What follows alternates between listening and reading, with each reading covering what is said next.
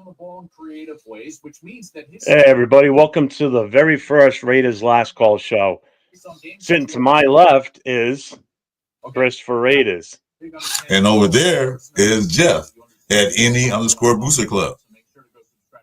Let's start the show.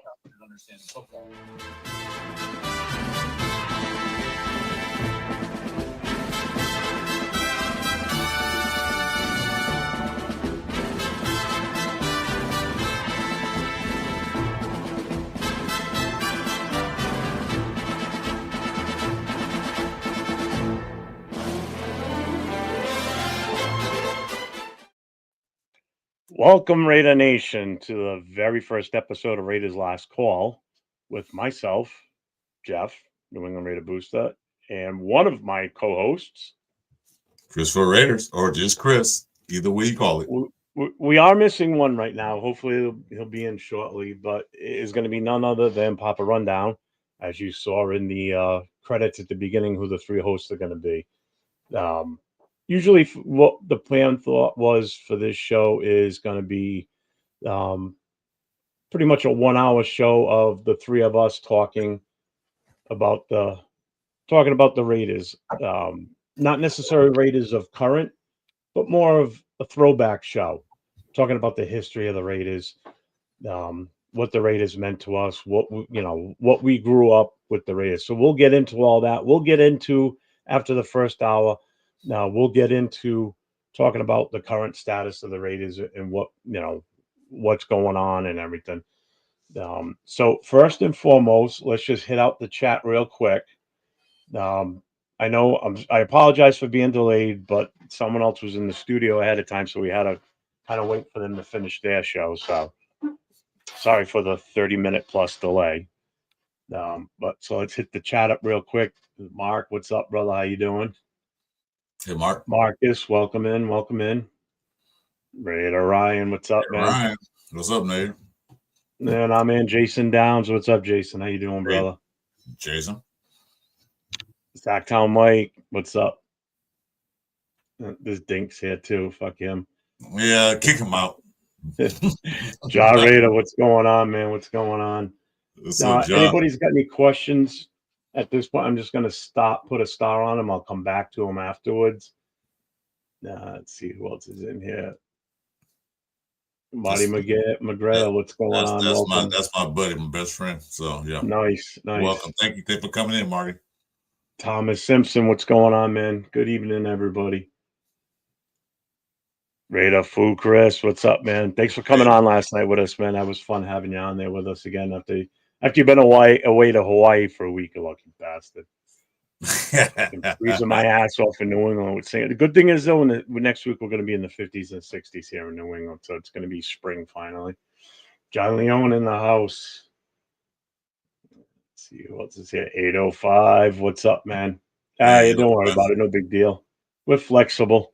We may be old, but we're still flexible. 805. That was a great conversation today. Now I watched all of it. I liked it.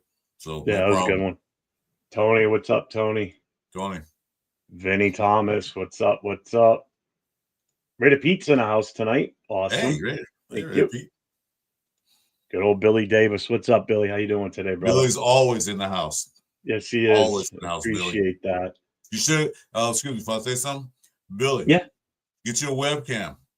Come on in with us. You got the gray in your beard, so you're welcome to come with us. We're gray beers. So come on in. Get a cam, get a mic, join us. So what I wanted to do, the thought process was just kind of give a brief overview of, because not everybody knows, I see some new names in there right now that I haven't seen on in the chats on any of the shows that I'm on.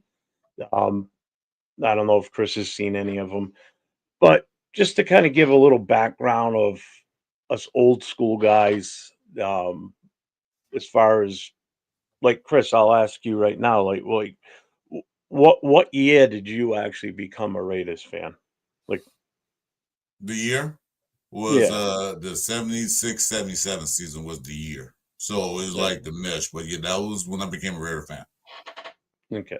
Now you lived out that way, so did you see them play live at all?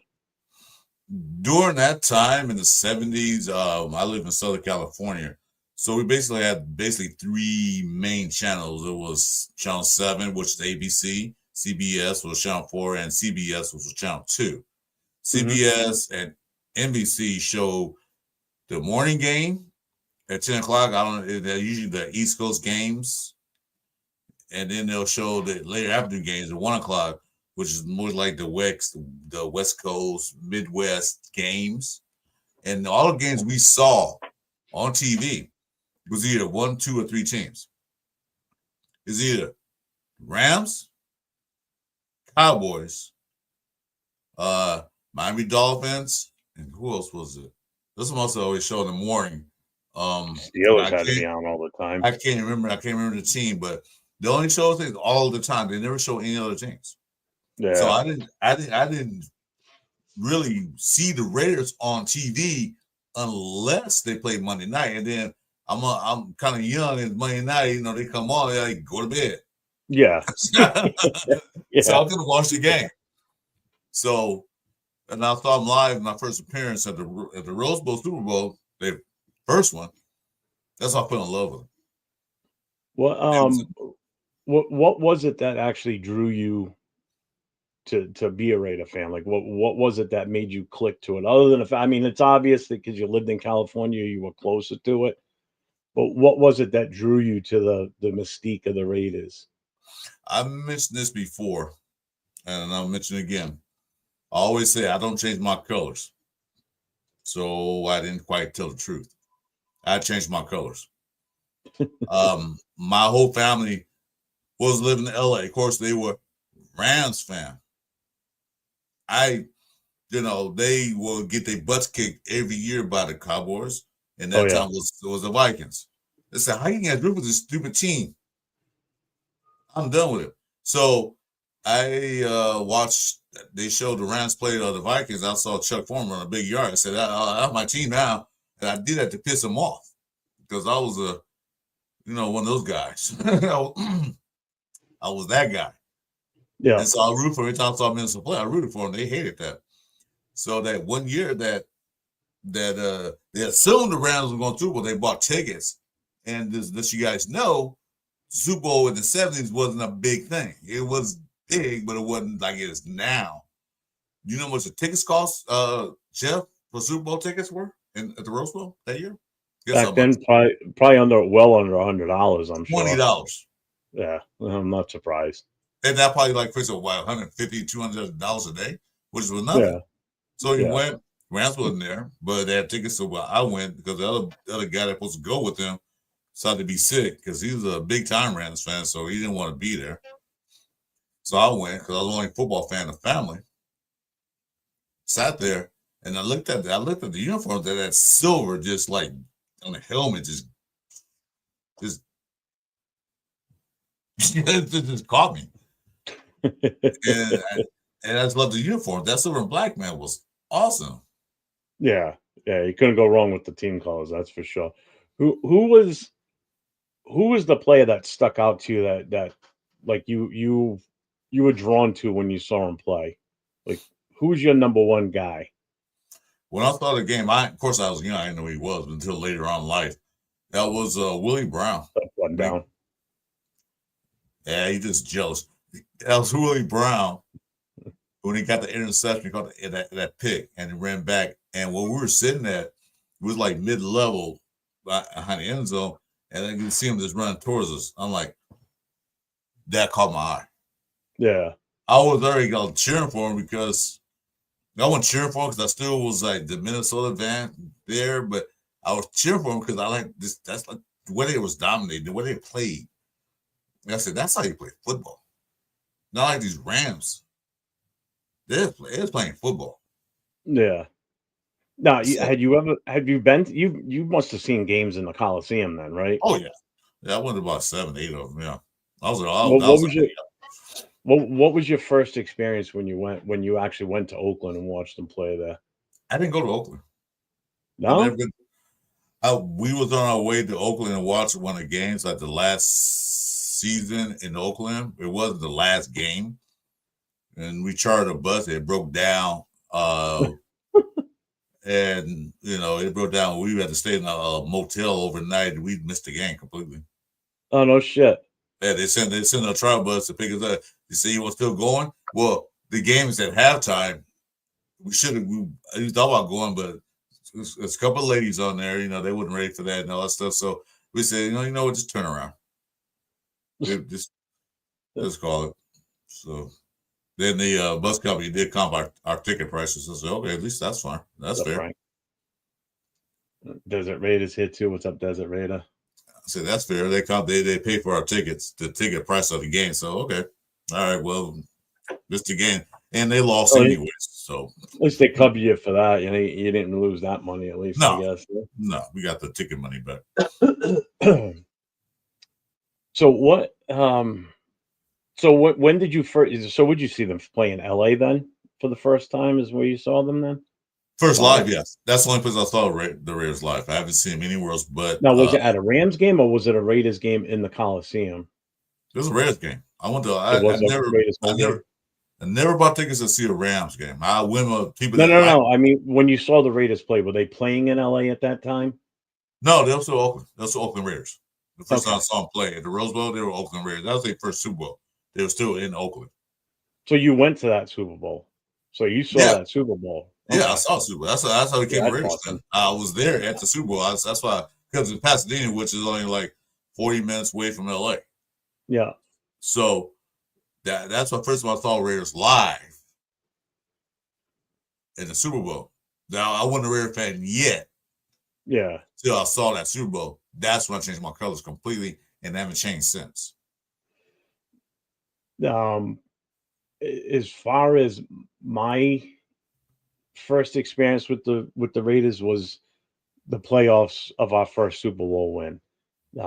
Living in New England was tough because all that was around here was the New England Patriots.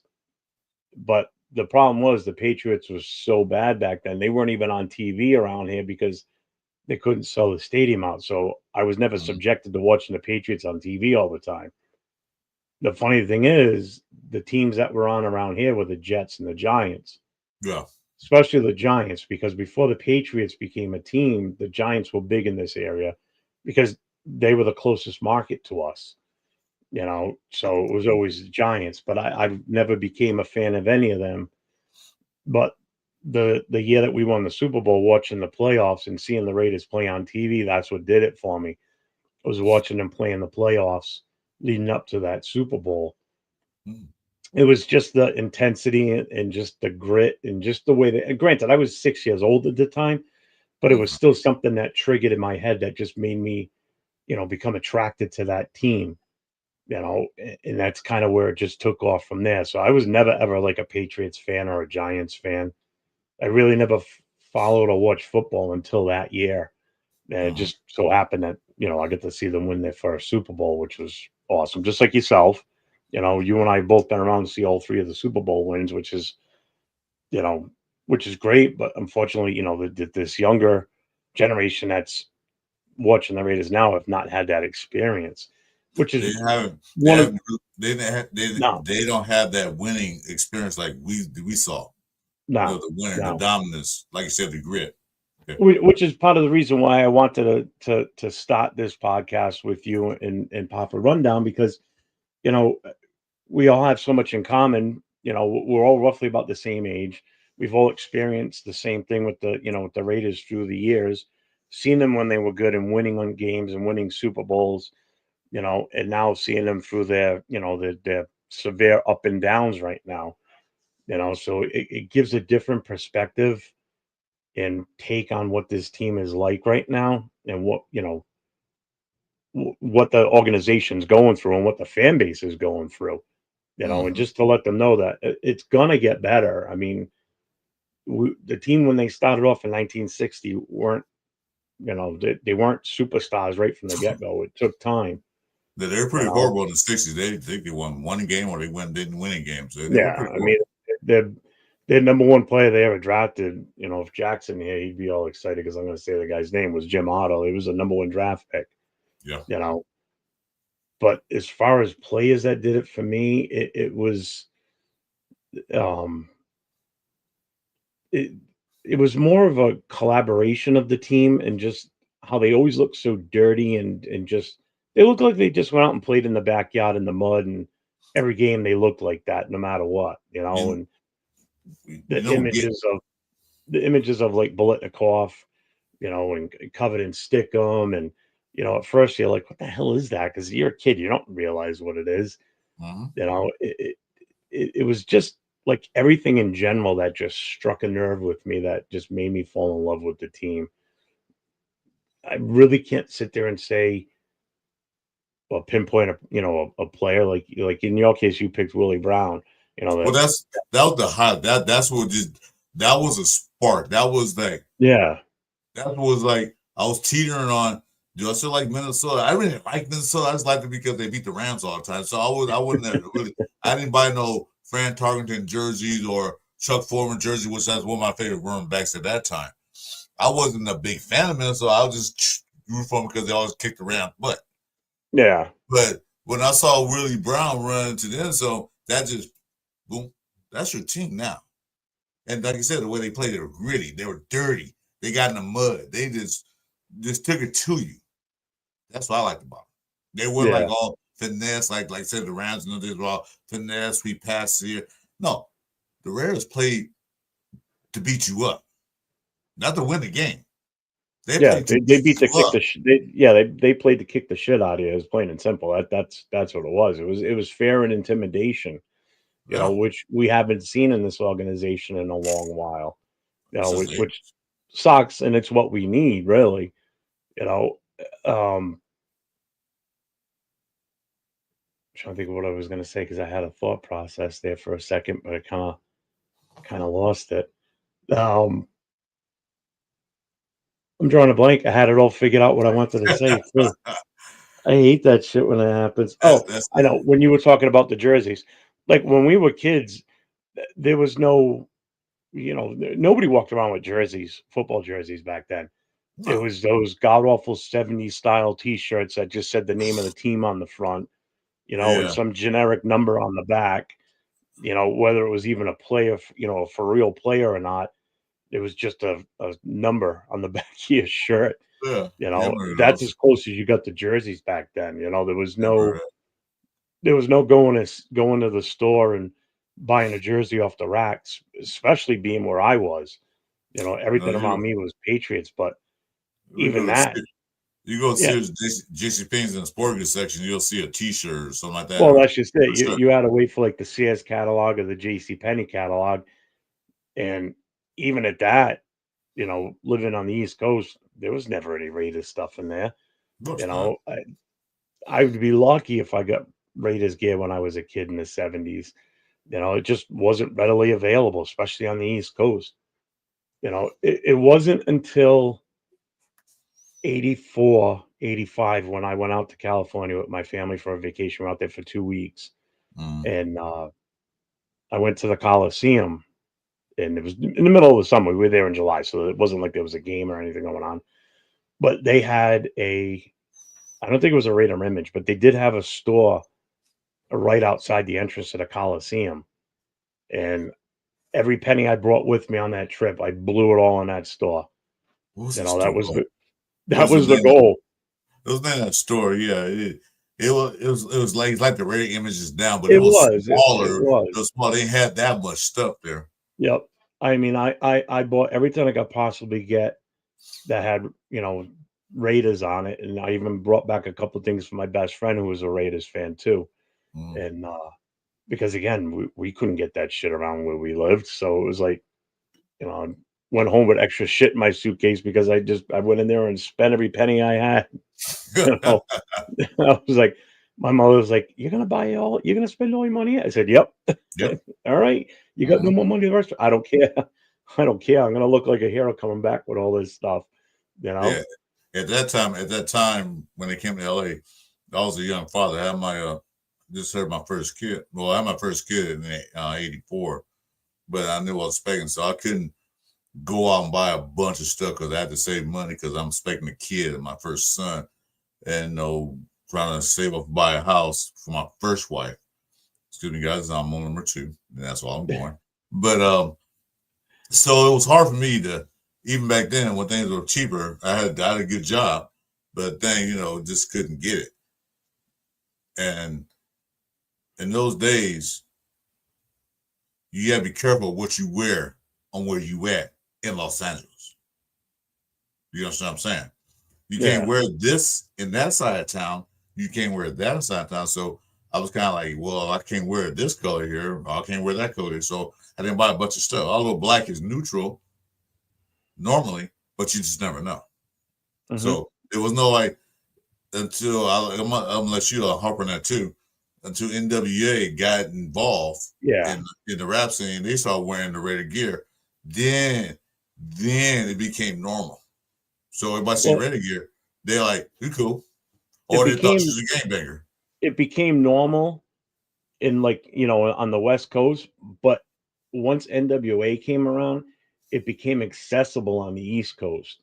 Mm-hmm. Because until they came around, or they started becoming a thing, you didn't find Raider gear on the East Coast. Once NWA hit the stage and was in the spotlight, you could start getting stuff easier on the West Coast, because they were pushing the narrative on getting that gear out there, because the team was making money, the NFL was making money, and NWA was making money because they were pushing that stuff, So it only added to their mystique, not the Raiders, but the NWA. There was a special just recently about the NWA's impact on the Raider gear during that era. And it was huge. It was huge how much it changed because of them. Because NWA was that, because NWA was always in the news because they were that rap music, that the Bash the Police and all that stuff. So they were controversial. Mm-hmm. So when you're a teen back in those days, a young man, especially a man of color like I am, wearing the Raider gear showed your sign of defiance. Mm-hmm. They didn't have to be fans. Some guy, we go back in time. You guys, you a Raider fan? No. Why are you wearing that gear? Because the NWA rocking it. Yep. That's exactly what they would say to you. Yep. And but it also, at that same point, though, it also did spawn a whole new generation of Raider fans. It really did. It did. It made the Raiders more popular, which is why, a lot of people don't realize this, which is why the Raider Nation is so far spread throughout the country and why it's so huge. It's pretty much, if NWA never came around, the Raider Nation wouldn't be as big as it is. Yeah, I can tell you that right now. It wouldn't reach as far as it did. I just happened to be at the right place at the right time in the 70s watching football and got hooked on them. Me too. It was just what they call it, circumstance. I was just happening to go to the Super Bowl and just see them. And like I saw him once on TV and I said, "Oh, that's some nice." I think it was might have been Monday night game or something, but I didn't see him on TV once. And that's it. And then wearing their black, I guess they were home. Yep. Like, they're wearing black jerseys. That's cool. And I like that, but I didn't know where they were. And people sometimes don't realize how much influence, music has on a whole generation. Mm-hmm. I grew up at the time when rap was just getting started. I know you're a couple of years older than me, but Excellent was rap was just getting started. It was. And NWA came around and it just blossomed after that. But I'll tell you right now, if NWA never happened, there probably would not be a Raider Booster Club, because there would not be that many Raider fans around here. Mm-hmm. The NWA is really what pushed the narrative on spreading the word about the Raiders. A lot of people didn't even know who the Raiders were, to be honest with you, even though they were very popular and were a winning team. People on the East Coast really didn't know about the Raiders. It was a very, very small community that even knew about them. Because the narrative was back in the 70s, we're pushing the Steelers, the Cowboys, a couple other teams. But that was a big team. Cowboys were moniker the America's team. Yeah, that's not my damn team. They wanted to push the wholesome part of it. The nice teams. Yeah. No, nobody wanted to push the Raiders, because just the colors alone and the logo basically just screamed that, like you said, you're being defiant. If Yeah. you walked around in that gear, you were bad. You shouldn't be walking in that stuff. Yeah, you're a You know? gangbanger. You're evil. You're gonna rob me. That's image growing up in LA was back in the 80s. I believe it. I It believe it. was. I mean, I like I said, I was there in '84 and in '85. We went out there 2 years in a row for 2 weeks at a time, Mhm. and you know, I saw all that when I was there. I saw it from the other side, being a weight dude, but I was only 14, 15 years old at the time, so mentally, I didn't really fully understand the whole process of what was going on out there. Of course. But now that you get older and you learn things, your history, you understand the impact of what it had on the culture out there, Oh, yeah. and it had its goods and it obviously had its bad. You know, there's few years ago when we went to Atlanta to play the Raiders. This was back when we were still in Oakland and the team was still heavily involved with the booster clubs. There was a notice that was sent out to booster clubs that were going to the game in Atlanta, and it basically read, if you're going to the Atlanta game, do not walk around downtown Atlanta in your Raider gear. Don't wear Raider jerseys walking around downtown Atlanta, Mm-mm. because there were rival gangs down there, and one of them wore Raiders gear. And whether you are white, black, whatever, if you're wearing that gear, even if you're not part of that gang, they will associate the fact that they think you're part of It, it, and it didn't matter. it didn't matter. It didn't They matter. would take a shot at you, even if they knew that gang didn't have any white dudes in it. It They didn't would still matter. take a shot at you. They, So that's how bad it was that the NFL teams had to tell you this. That's not a good image to have. that's the games were. And probably I don't know the story because I don't know I'm involved in that, but that's what they were. It don't matter who you were. You can't come on this side of town or on my set wearing that color. That's the rival game color. Yeah. And that's what it was for a while. That's why a lot of people didn't buy. That's why a lot of people didn't buy the Rams colors, because their color was, I don't want to get too much into this, but their colors were blue and gold. You can't wear blue on this side of town. You won't be walking out alive. But when the Raiders came there, and then NWA showed up with wearing Raider colors, you can wear silver and black everywhere. Nobody messes you, because that represents something totally different.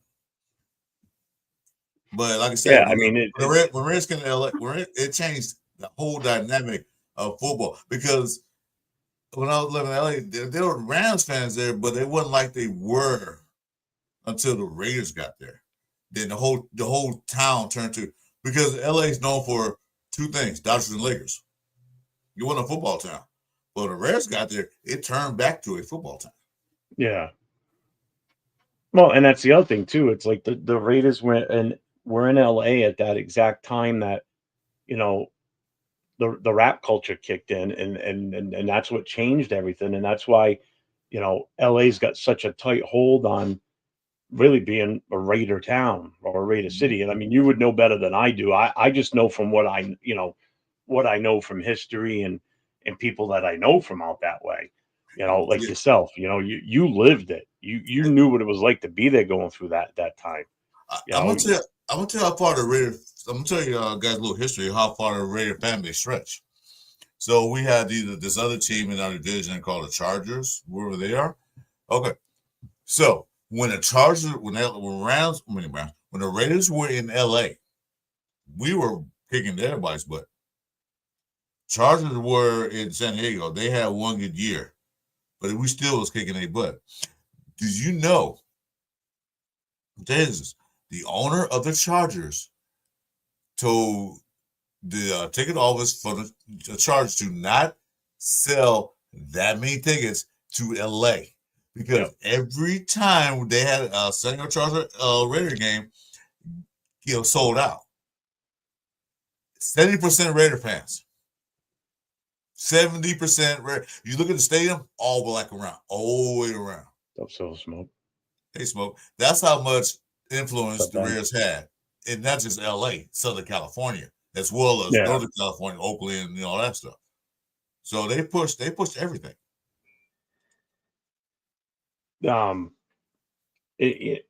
I've heard that before too about when we would go play the Chargers, they wouldn't allow people to sell their tickets to Raiders fans. Yeah. I mean, and how many years later, and it's still that way. Even when we go to LA to play the Chargers, you can see that there's more black jerseys in that stadium than there are that lame ass baby blue puke shit. Baby powder blue. I hate that color. It's just so gross. Well, the Rams was the same color, so the same color. Rams at least are a darker blue. The right there. Look at Frank Weber's blue around his F on the screen here. That's almost, it's pretty damn close to that color. It's almost like a Miami blue. It's gross.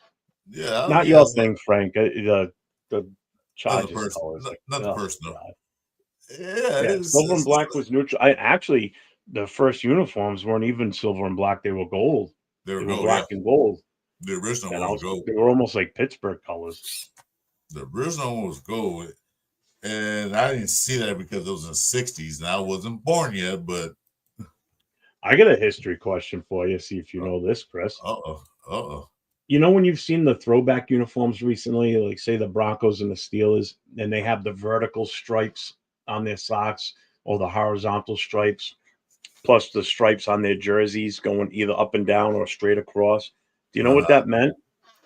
Man, I know this. There's a specific reason why they were why they were designed that way. I know this. God damn it. Does anybody in the chat know why that was? I know this. Why the old uniforms had stripes in different directions on uniforms? Oh, I know why. Because they show the games on the TV, the black and white. They couldn't tell what color team was, so they wear this team wearing vertical, this one horizontal. Yeah, that's what it was. Yeah, you could tell what team was wig, and they didn't have the logos really on their helmets. No. Nope, their logos were pretty much almost non-existent at that point, and if they were very basic and dull. But yeah, the stripes on socks and jerseys were because of black and white TV when they first started televising games. People couldn't tell who was who, because there were no logos on the helmets, and it was the black and white colors. You couldn't tell what team was what. It was pretty cool when I found that out. I didn't know that. Ask you question. I got it. Well, because when they would do the throwback games a few years ago, and they would come out in those god awful jerseys and socks, I'm like, what the fuck are they doing? This is disgusting. And then someone explained it, and I'm like, okay, that makes sense. I get it now.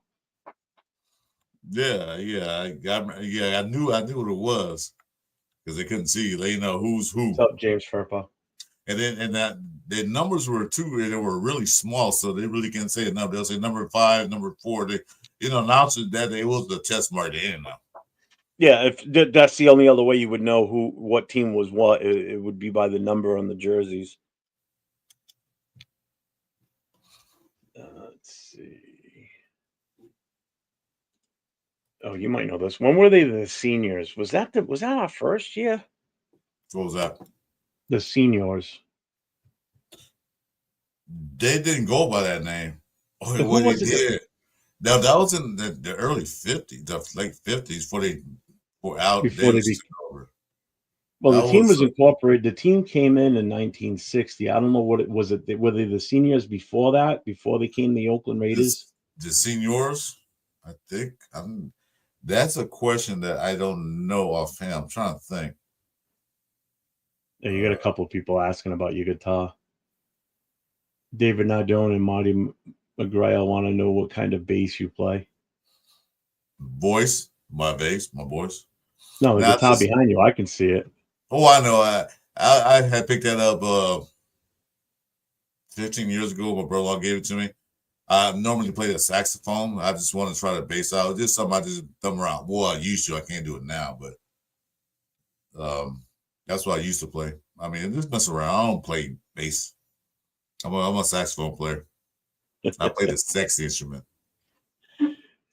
So let's go to the next one. Yeah, they were the seniors first. I don't remember what year. Well, Now, again, we've both seen them win all three Super Bowls. I mean, how old were you in '76 then That when we was won that one? just I was 11, turning 12. 12. Out Going of on. the three Super Bowls, which one do you remember the most, or which one was your favorite? I should say. I know mine I'm gonna say the second one. against the Eagles. Yes.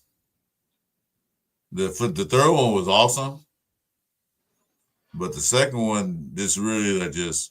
The first one I was young, so I really didn't understand what was going on. Really, Yeah, same with me. I was only 6 years old at the time, so I mean, I still remember it. But I knew to me, it felt like it's a regular football game. It felt like a Super Bowl because at that time it wasn't a Super Bowl. You know, it was a Super Bowl, but it wasn't a Super Bowl like it is now. So it felt like a regular game to me. The yeah, second one with Kenny King and my favorite player of all time, Rod Martin, that got me. That was what I liked.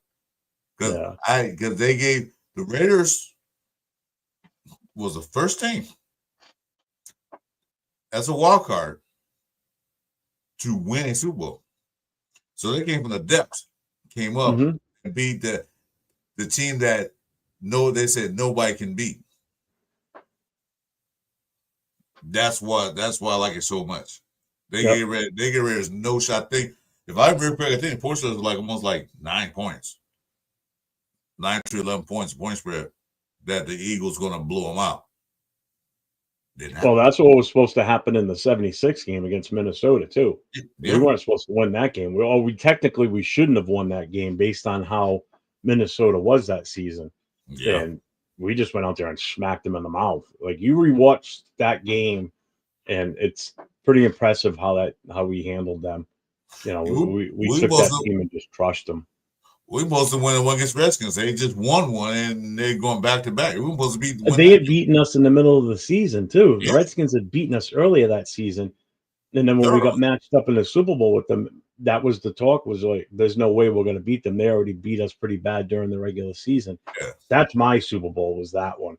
Because at that time, Howie Long was my favorite player. Oh, okay. You know, Howie Long was the guy for me. Still is. You know, I mean, the guy still looks like he could go out there and play. You know, yeah, that '83 team was something special for me.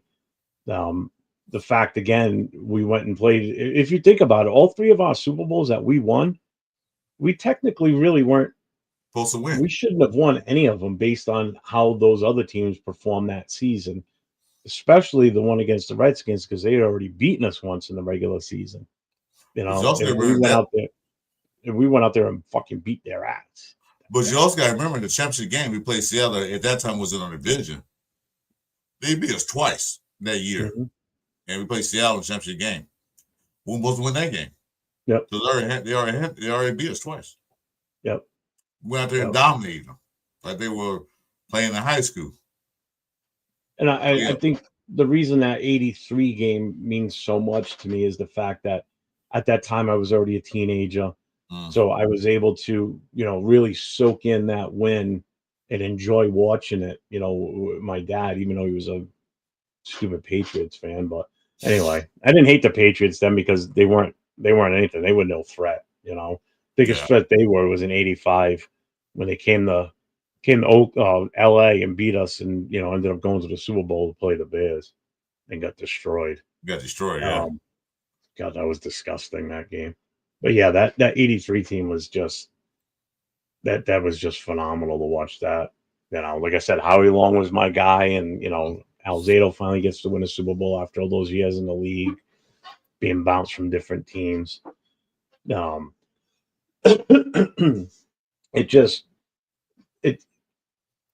just bums me that it's been that long. If you think about it, I mean, it's been 40 something years since that Super Bowl. You know, that's 3/4 of my life. I can't wait. I mean, I'm going to be 55 in another month or two. I can't wait. I can't wait 40 years. I'll be 61 this month. And so yeah, that's what I mean. You and I talked about this the other night. You know, I'll be 101. If I make it that far, great. But I ain't got another 40 years in me to wait for a Super Bowl. I'll be in my 90s, and I'm not the figure of health, so I doubt I'm going to live until my 90s. Excuse me, let me take a break, guys. I'll be right back. Yeah, go do something. That's why I can't wait. That's why I like the fact of the direction that we're potentially going in here, because we have to be in that win now mode or win sooner than later mode. I don't want to wait anymore. So let me just hit up the chat here while we're here. Where are we? You guys talking about your ages? Frank Weber in 76. I turned 12. Oh, you're even older than I am. Purple, born in 76. 1980 was great because we weren't supposed to. Like we said, we shouldn't have won any of those based on how the team performed and how the other teams were set for success. Those teams were all good teams. Yeah, Minnesota, man, that game. If you rewatch that now, it's incredible. 1983 means a lot now because that was the last time that. Yeah, it's true. That has a lot to do with it too. YouTube was showing the Raiders Super Bowl wins. Awesome games. Yeah, the games were great. Sorry about that. Later, James. Thanks for stopping in on your break. Hey, James. Thanks. When does he work? He seems like he's always working. Yeah, it seems I was taking a break. That's what I'm saying. He's always on a break. every time we're on live, he's working, and he's on break. I'm like, I'm on break. And they're around that. He's working. Does that mean his wife's putting him to work or something? Because he's always having to do something in the house. She gives him a 10-minute break to watch YouTube, and then he goes back to doing that. I guess so. Like, you can watch his YouTube, not watching my stories or my channels. Get out of here. So Ray P says they never took any snaps as Minnesota or as the seniors in the Bay. The concept of Raiders won in the gold and black was just because they had to borrow local university. Actually, that I didn't know. Okay. Thanks, Ray P. Schooled me on that one. I didn't know that. That's awesome. Thanks, Ray P. I didn't know I did. I know that name was the senior. I didn't remember seeing him playing the game, but yeah. Well, I was young then. I wasn't even born yet.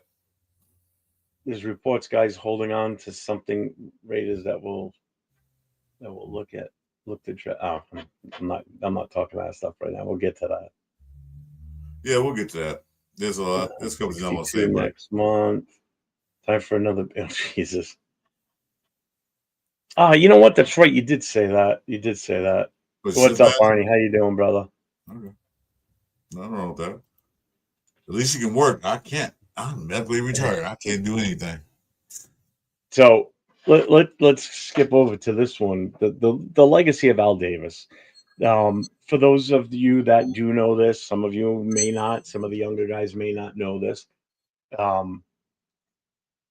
Al Davis isn't from the West Coast. He's originally from the East Coast, where I am.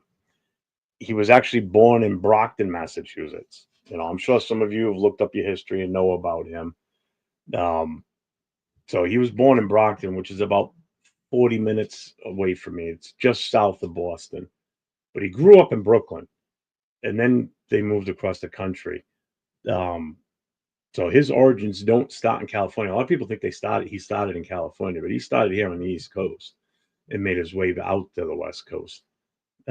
Without Davis' attitude, attitude, you can tell he came from the East Coast. He had that shoot my language chat, don't fuck with me attitude. Oh yeah. That really West Coast people don't have that at that time. Don't have that personality. No, they're too laid back out there. They were laid back. He said, "Hey, get the fuck away from me." He had that attitude. So I already knew he was from East Coast anyway. I didn't know exactly where, but I knew he was from the East Coast. Well, and that's why I think he was able to rule so many things or be involved in so much with an iron fist, because nobody dared talk back to him because they were afraid of him. Yeah. He came with that gruffness from the East Coast, especially being a Brooklyn kid. Coming from New York, growing up on the streets in Brooklyn. I mean, that's no easy task in itself. Just being on the East Coast is a pain in the ass. The weather alone will harden you for the rest of your life. It's like very little will get to you. and I almost had that same mentality too. Like, I don't let shit get to me. It happens. It happens. What the fuck you gonna do? You know, just don't do anything to me personally, because then you're gonna deal with me. You know, But he, most shit I just let roll off my back. I could give two shits about. You know, he but had attitude. I'm gonna do it my way. Don't fuck with me. Attitude. yeah, This is what I'm yeah. gonna do. He had his vision. He had his vision. He did adapt it from. I know Raider Pete just said it. He did adapt it from a lot of it from how the Yankees were, because they were basically a no nonsense team during that era when he was growing up. Yeah, You know, exactly. the Yankees were the shit back then. Nobody fucked with them. You know, they walked with a certain swagger, and he brought that, you know, to the Raiders when he took over the Raiders. He instilled that swagger in his players. Yeah, they weren't great when they first started. No team really is. You know, No, no. yeah, he did have a definite distinctive voice too. He had that mix of that New England, you know, Massachusetts, you know, area like around where I am, and that New York uh, accent.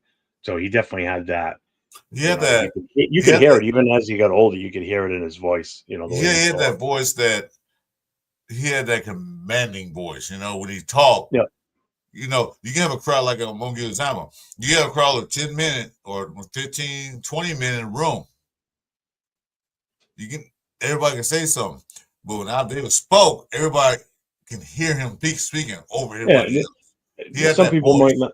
Some people might not remember this, Chris. I know you will. Remember those old TV commercials, E.F. Hutton?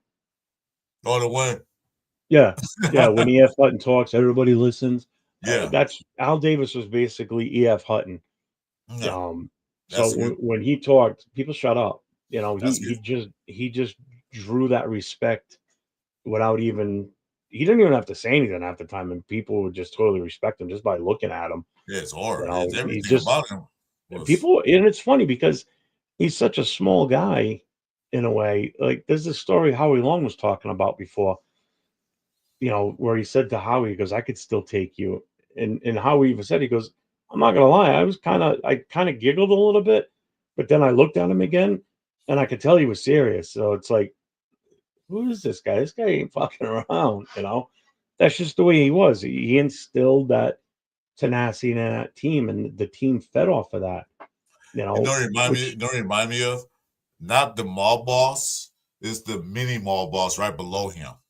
You oh, know, the he's like underboss, like the second yeah, in the command other type of boss. guy. There you go, the other boss. He's like one of those guys like you know the mob boss, you know him. Yeah, But you're not scared of him. It's the guy below him you're scared of. Like that's the guy you're yep, gonna watch. yep. Yeah, that's not gonna remind me of. You know, And like to you, NFL, what does Al Davis mean to you? Like, what's your lasting impression from him, and how much of an impact did he have on you when you were growing up as a Raiders fan?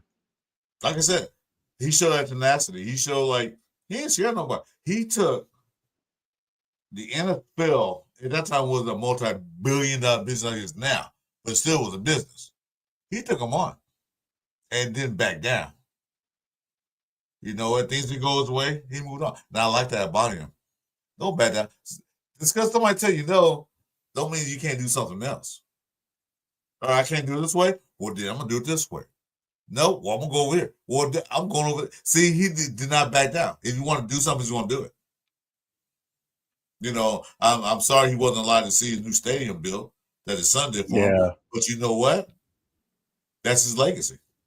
Because now they just went to 2 different cities, 5 different towns to get a stadium built, and he didn't back down from that.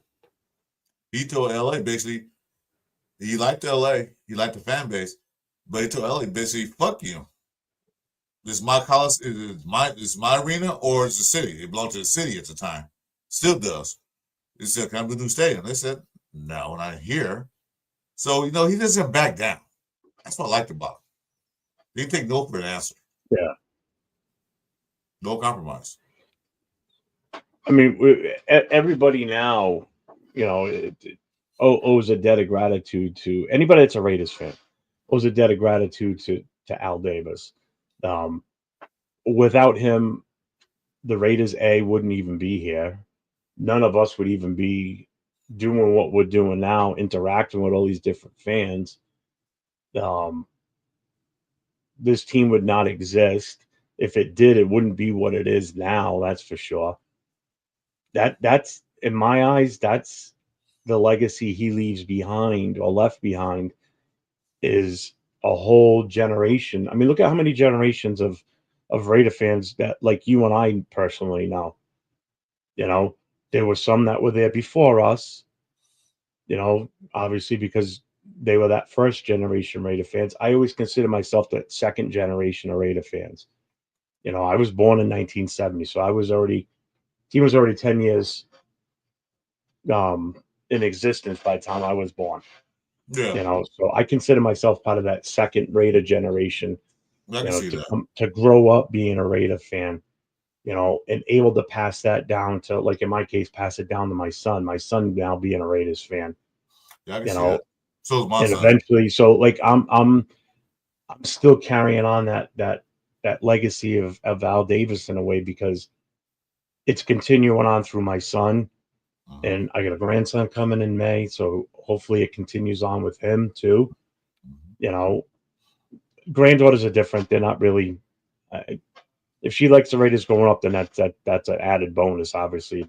But the bond with sons is different, So what Al Davis means to me is still that family aspect of the Raiders. You know, the Raider Uh-huh. Nation, the family continuity, or I guess yeah, like the family continuity, like how we can all sit here and be on totally different parts of this country and have common ground to talk about. You That's know, what not gonna everybody chat. I can say, hey, what's up, Raider Nation? Or no, now I'm saying, what's up, Raider family? Because we are a family of Raider yeah, fans. But I'm gonna backtrack right quick. Al Davis legacy. Now, every other team fans, I don't care who fans you like, Cowboys, you like the Patriots, you like the Chiefs. I don't really care who you like. It wasn't for Al Davis. Guys, listen. There would not be the NFL as it is today. He nope, merged the AFL to the NFL, which brought the teams over. I can give you a list of them, but I'm not going to do it right this second. It wasn't for him, there would be no NFL today like it is now. Okay? You guys remember that. He brought all that over. He did it. He fought Rosenbell. Was Rosenbell, whatever his name was. Pete Rozelle. Rose, Pete Rozelle. Where's Rosenbell from? I don't know. But anyway, he fought Rozelle tooth and nail, fought the NFL over. The AFL to the NFL and brought some of their rules that the NFL didn't have over to the NFL, which is now. So that's Al Davis' real true legacy. You hear me? It wouldn't be Hmm. none of this. It wouldn't be the Chiefs. It wouldn't be the Patriots. It wouldn't be I think the Bills. I can't remember all the teams. You have a list of that? But the teams he brought over from the AFL, which made the NFL. So if you're one of those football fans on one team, you got to thank Al Davis for that. Or you Yeah, can either say, and you're right too, because without him, it would still be two separate leagues. Actually, that league the it was AFL would have defunct. it would have been defunct. Yeah. Definitely would have been defunct. It was like the Um, USL back in the 80s and all that stuff defunct. yeah, and what started all that and forced their hand to join forces and merge together was the contracts that he was offering these players that were already in the NFL. It was funny. He was taking NFL players Yep. He was away. taking NFL players and bringing them over to the AFL, signing Yeah. these college players before the NFL could, and offering them a little bit more money and Yeah. a better guarantee to actually play, whereas they probably weren't going to play in the NFC or the NFL, I should say. NFL, yeah. So I mean, he legit is one of the sole reasons why we have the NFL what it is today. That's why it's so important to make sure people are aware of how much of an impact this man had on this sport that we all love and this team that we so love. You know, I don't remember a the lot of story. people, is I felt as though doing this show, the way that we're kind of doing it, it would have been great if Papa Rundown had made it. Yeah. He'll be on at some point. Yeah. But with the three of us talking about it, it's a breath of fresh air instead of talking about and getting into arguments about why we should draft this quarterback and why this running back's better. And no, we should get this defensive tackle. No, we need that running back. Oh, I can't believe we hired that coach and all the other bullshit that's going on during the off season. This is nice to have this conversation like this about the Raider history going back to when you and I were kids and sharing these stories and our thought process on the Raiders with other fans in the chat here that don't know our history as far as what made us Raider fans, why we're so passionate about this team, why this community that we're part of now with the these content creators and these chat fans, and why it means so much to us, because I like talking Raider football, and I love talking about the old days too, because those are fun times for me, as Yeah. I'm sure they are for you too, Chris, because I had it's we're those not memories. experiencing that right now. It's those memories of it where now, like lately, not the past few years, I'll wear a red hat. You don't wear red hats, but I'll wear a red T-shirt. When I go to a store, Walmart, whatever. Oh, I feel sorry for you. Why? Because you're a Raider fan. Don't feel sorry for It's like, me. motherfucker, don't feel sorry for me. Don't feel sorry for me. I feel sorry for you because you're not part of our nation. That's what I'm starting saying from now on. Yeah, well, I feel sorry because you're not a Raider fan. But see that, and then when back in those days, you can walk around, people get like, "Ooh, you're a Raider fan," to get like a little more respect. Now we get the respect. Now they look at you and go, "What the fuck? How are you a Raiders fan? They suck." I don't care. I've been a Raiders fan since I was a kid. It ain't changing me. It's in my blood. I only changed tattooed one time. all over my arms. I'm not going anywhere. I only changed that one time and never look back. But I got tired of the disrespect. But that's soon going to come to pass, pretty coming up. But I don't want to talk about that. But that's not the topic. Hey, what's up, Afakasi? What's going on, brother? Hey, Afakasi. They got people in the chat that have been Raider fans. Some might be longer fans than I have been or you have been, and some that's been Raider fans that long. We just want to tell you what it was like when the Raiders were dominating the NFL. The Raiders had the best Monday Night Football record of all time for a long time until things got shook up. And Arnie's right here too. Plunkett, Lester Hayes, and Tatum should all be in the Hall of Fame. I can tell you right now, I don't see them ever putting Jack Tatum in. No, and it's all because of that. It's all because of that hit. It's gonna come back to that, even though it was a legit hit. The Daryl Stingley hit. It wasn't a cheap shot. The Daryl Stingley paralyzed him. Lester Hayes, yeah. Plunkett won 2 Super Bowls. I don't see why he's not in the Hall of Fame. Because he doesn't have the stat line or the longevity in the league. That's what it's going to come down to. Yeah, that's what I'm saying. Because of the stat line, he wasn't the greatest quarterback in the world, but he led the team to a Super Bowl. Yeah, and you're right, Frank. And that's the other thing too with the AFL back then. It was a definitely more exciting aspect of football. It was more of a scoring league. It was more of a passing league, whereas the NFL side was still kind of blah and. It was built on running the ball, and the AFL was a completely different breed. I mean, the whole game changed once the merge happened because there were some NFL teams that couldn't keep up with some of these high flying AFL teams, like the Raiders, for instance. We were always, when Al Davis was around, we were built on speed. Some of those NFL teams couldn't keep up. There's one story I can't remember. I remember vaguely. If somebody remembers the story, let me know. It was right before the merger. It was this quarterback out of, let's say, I can't remember the story, but I remember hearing about it. It was a quarterback from one of the Big Ten schools, Iowa, Indiana, Michigan, whoever it was. He was like the NFL. They were like, yeah, we want this guy because he's a great quarterback, blah, blah, blah, blah. Al Davis snatched him up. Then Al Davis, not the Raiders, but one of the AFL teams snatched his quarterback up. NFL was pissed Hmm. because they thought this guy could bring in the money for the NFL. No, one AFL team, I think it might have been the Houston team, picked him and took him. They need more money. Come play with us. And that's when he started the high flying act, the bombs away down the field, which everybody knows when you see a long pass for a touchdown, boy, that's exciting. But if you see a team running for 10 minutes, 2 yards here, 3 yards there, 4 yards there, all the game. old 9 yards in a cloud. That's boring. Yeah, the old 9 yards in a cloud of dust. You know, it was just running it. It's like watching baseball when it's just so lackluster. You know, Like when you've got excitement on the AFL side, and that's what did it. You seen this guy throw for 400 yards. Yeah, I mean, Al Davis had his quirks that, you know, some of his decisions that he made as you know, the owner weren't the best in the world.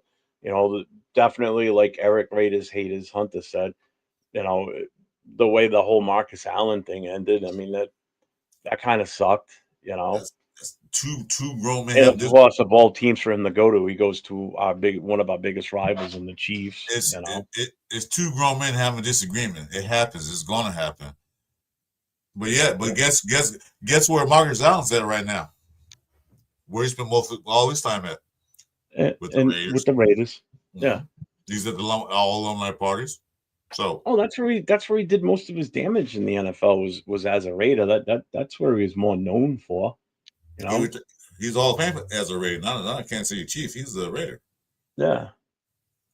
Like Frank said, the AFL was more diverse. Some players didn't have a choice but to play in the American League. Yeah. It was a lot of it was still the whole racial thing too. It was. You know, certain teams on the NFL side wouldn't draft black players. You know, and to even think about having a Latino quarterback like Tom Flores. Oh, good God, no, can't do that in the NFL. No, they wouldn't draft a black quarterback. They didn't even look at the Southern schools where most of the majority black players play. They didn't even look that way. They all looked to the East and the up north. That's where they recruited from. Jim Plunkett, Neil, I have similar numbers, +2 Super Bowl wins. Only Manning will go. Yeah, and you're absolutely right. I think Eli's going to get in first ballot, which should be next year. Yeah, he's going to get in first shot. He'll beat him. Yep. Al took players from all races, from smaller universities. Yeah, he did. He did definitely. That's what I'm just saying. He went schools. Yeah. Did you ever meet Al Davis? Well, I only saw him far away because Al Davis was in LA. You could not get close to him. They were not allowed because he had security like crazy. But I'll tell you a story. I went to it was Raiders versus the Donkeys.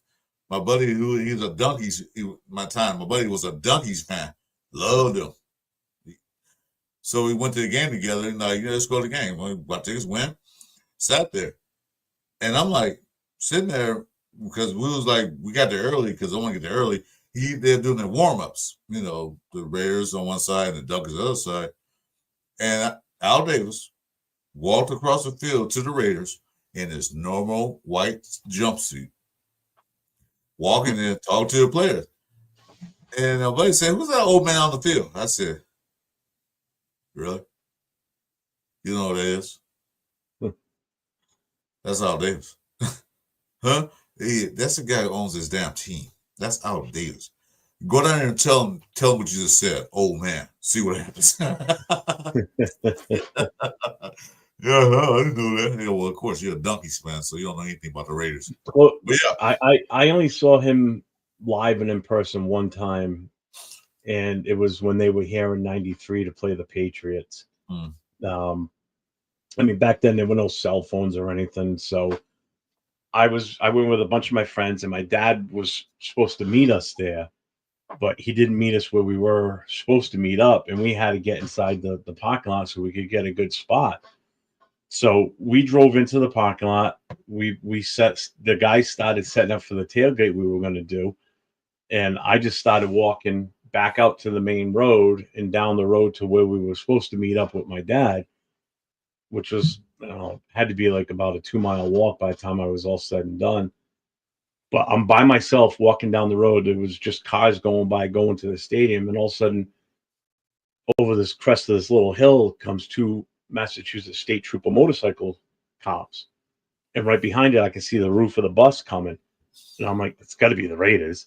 So I'm standing out there, and I got, I had my Bo Jackson T-shirt on, and as the bus crests the hill, in the very first bus, sitting in the front seat right next to the bus driver, it was Al Davis. I knew it was him because he was in an all-white jumpsuit, Yep. just sitting like this, looking out the front with his hands on his knees, just sitting like this, looking out the front window. And here I am all by myself, standing on the side of the road, yelling and screaming, "Go Raiders!" As these buses are flying by us. And I'm thinking like, ooh, so-and-so just saw me standing there screaming like an idiot. Al Davis saw me, all the different players that were on the bus at that time. I'm like, I'm out here looking like a fool, yelling and screaming, but I didn't give a shit. I didn't care. That's as close as I got to him, going by me at about 50 miles an hour. But it was like 3 or 4 buses that went zipping by, full of players and coaching staff and everything else. But that's the closest I ever got to him. At least I could say I saw him in person. Al Davis pretty much kept to himself. He wasn't out there, all over the place like some other owners are. Kept to himself. But I heard stories from other people that met Al Davis say he's the most nicest guy you can ever freaking meet. I believe it. Just don't cross him. Because now you got copycats trying to be like Al Davis, like Jerry Jones of Dallas. He's trying to be like Al Davis. And that's just it, because Jerry Jones was good friends with Al, so he took a lot of the mannerisms that Al had and how he ran his team, and Jerry Jones ran with it, but it's just, see, Al Davis could evaluate talent. That's the thing. He at least had been a coach in a football coach at some point, so he knew what to look for. He understood, what players' capabilities were. Jerry Jones doesn't have a fucking clue. Never did, never will. Now he's becoming like the Al Davis towards the end of Al's life, where he wasn't as sharp, when it came to the football aspect of things. No disrespect to Al. I mean, it's just old age. It just does it to you. What are you going to do? It just happens. That's life. And that's what's happening with Jerry Jones. I give Bob Kraft, even though he's an older guy right now and it's still an owner, the only involvement he really ever had with the team was hiring the coach or being part of the hiring process. He never meddled with players, telling them how to do things. And, Al Davis did that, but he could back it up. Yeah. Jerry Jones would do that, but he couldn't back it up. He would have won a few more Super Bowls if he would have left Jimmy Johnson alone, first of all. Exactly. If you let Jimmy Johnson there, they're going to win a lot more. Let the guy coach, and that was the thing with Al, too. Al had a very short trigger or short fuse when it came to head coaches, except for a couple. There were a few that he would give a little extra leeway to. But he was very short when it came to certain coaches. Like Shanahan didn't last. Kiffin didn't last. Gruden. The second go around without Shell didn't last. Gruden, same thing. Gruden's first tenure here, it didn't last as long as we wanted it to, because I think we were going in the right direction for sure. But that direction I want to go in. He didn't like. It just had a bad falling out. Next thing you know, in the middle of the night, he's traded to Tampa. And that's the other thing. Al Davis was very decisive in what he did. And he would make very quick snap decisions. Like the whole moving the team from LA back to Oakland, that was like a middle of the night move. Next thing you know, trucks are packed up and they're out of LA. They're gone. It's like I woke up in the morning, like Raiders are moving together. They showed the buses and the trucks, like, what the fuck's happening? It was a legit middle of the night move. Nobody knew what was happening. And all of a sudden, LA's basically told LA, fuck you. Yeah, all of a sudden you see him reports that they're moving back to Oakland. And that was all because that whole Irwindale thing fell through. Yeah. I think someone said it. I think Nate said it. Where they were going to build the stadium, the hole's still there. It's still there. It's still there. Yeah. It's actually still there. And that was what, 40 years ago? Oh, it's still there. 30 years ago, 30 something years ago, They still never did anything with it. Because LA didn't want to give any money up to Al Davis to build a Yeah. stadium. What's up, Jay? Hey, salute, Jay. So basically, it said he's like one of those. Some people in the chat might know how this works. You know, you rent an apartment and you can't pay the last month's rent. What do? You move out in the middle of the night, so the owner can come knock on your door for the money. So that's exactly what he did. That's how I'm out. Yeah. See.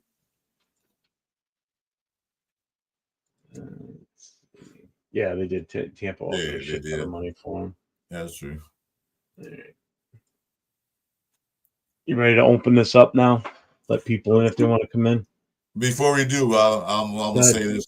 Thanks for the guys that joined us on our first premiere show. Or we're gonna do more. Please like and subscribe to Chris Ford Raiders on YouTube. Also subscribe to this guy over here in the _Beard Booster Club. We appreciate it. We'll try to build a channel and do more of these. That's all I want to say. Let's open it up. We're make sure you guys hit the notifications too, because especially for this week coming up, it's gonna be busy. It's gonna be a busy week. Okay, while you doing, I'm gonna cut my screen. I'm gonna take a smoke break right quick, guys. Sorry I spoke, but I do. For it. But I'm on the mic, but I'm off the camera. Hey, anybody that wants to hop in now, we're opening it up. This is what the platform's pretty much going to be on Saturday nights. Is the first hour will be us just kicking it back, talking. I guess Chris, you would say what, almost barbershop style, just talking in general about the Raiders and trying to keep it more old school stuff. Exactly what it is. That's, you guys should call it the barbershop Raider talk if you want to. But yeah, exactly what it is. You know, for the rest of the off season, that was the thought process behind this show, is to just get on here with, you know, myself, Chris, and hopefully we get rundowns, pop a rundown in here with us on a regular basis on Saturdays. Just kick it old school, talk about, you know, the team from, you know, what our experiences, different stories we might remember, because we're old, we forget shit, and by next week I might remember something, you know, and I'll talk about it then, you know. But it's also designed for you guys too. So if you guys have any old school stories, bring it up to us. And tell us your experience. You know, that's the whole idea. Like I said earlier, it's just a nice breath of fresh air instead of, you know, talking about the current status with the team and, you know, this is shitty, that's shitty, we want this player, I don't want that player. You know, it's just a chance to kind of just chill, talk old school Raiders stuff. Once we get closer to the season, or once we get into the season, wanted to shift gears a little bit. So it'll still be us talking old school stuff every now and then, but it'll be more of us talking about the game that's going to be coming up. Like, so that's why it's called The Last Call, because we look at it as this is going to be the last chance for fans to, you know, the chat and everything, to pull up and talk about the game that's coming up the next day, you know, because there's usually no shows on Sunday except for like live watch parties, to talk about your thoughts and your thought process and feeling for the game that's going to happen the next day. You know, and then the following week we'll talk about the game that was the week before, and then we'll talk a little bit about the game that's coming up and give our input and take on what's going to happen.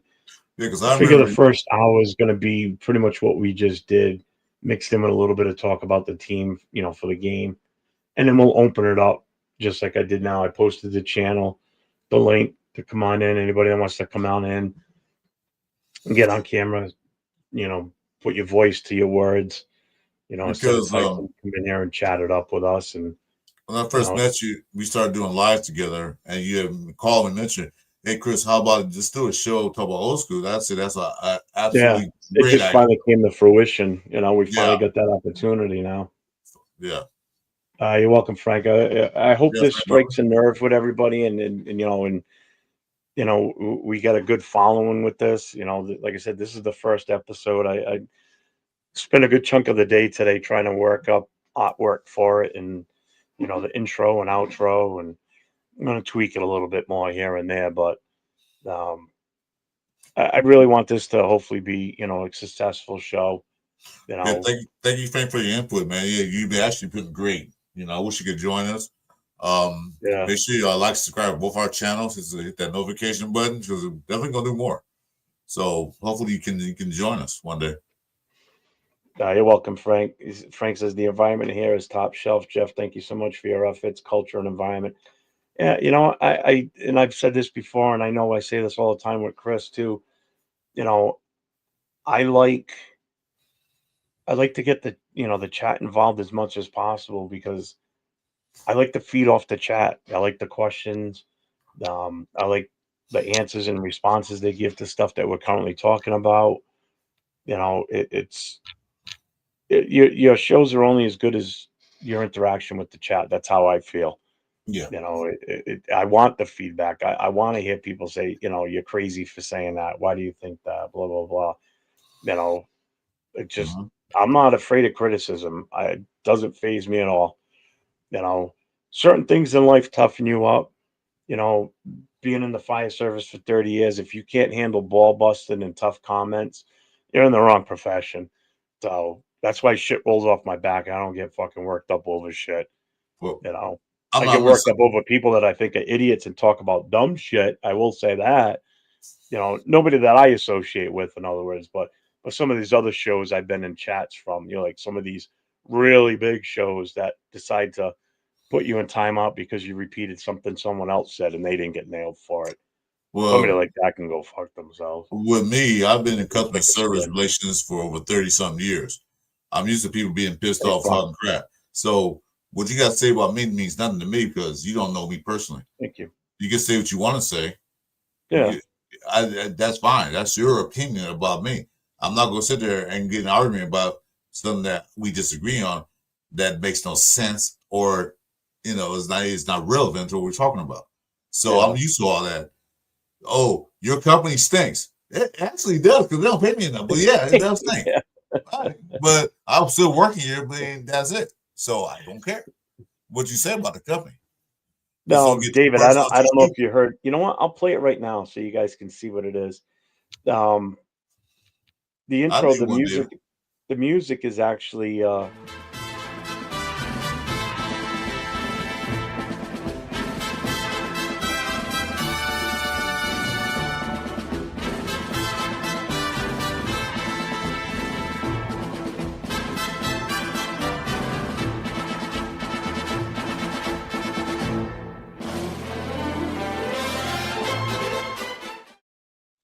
Hey, Dave.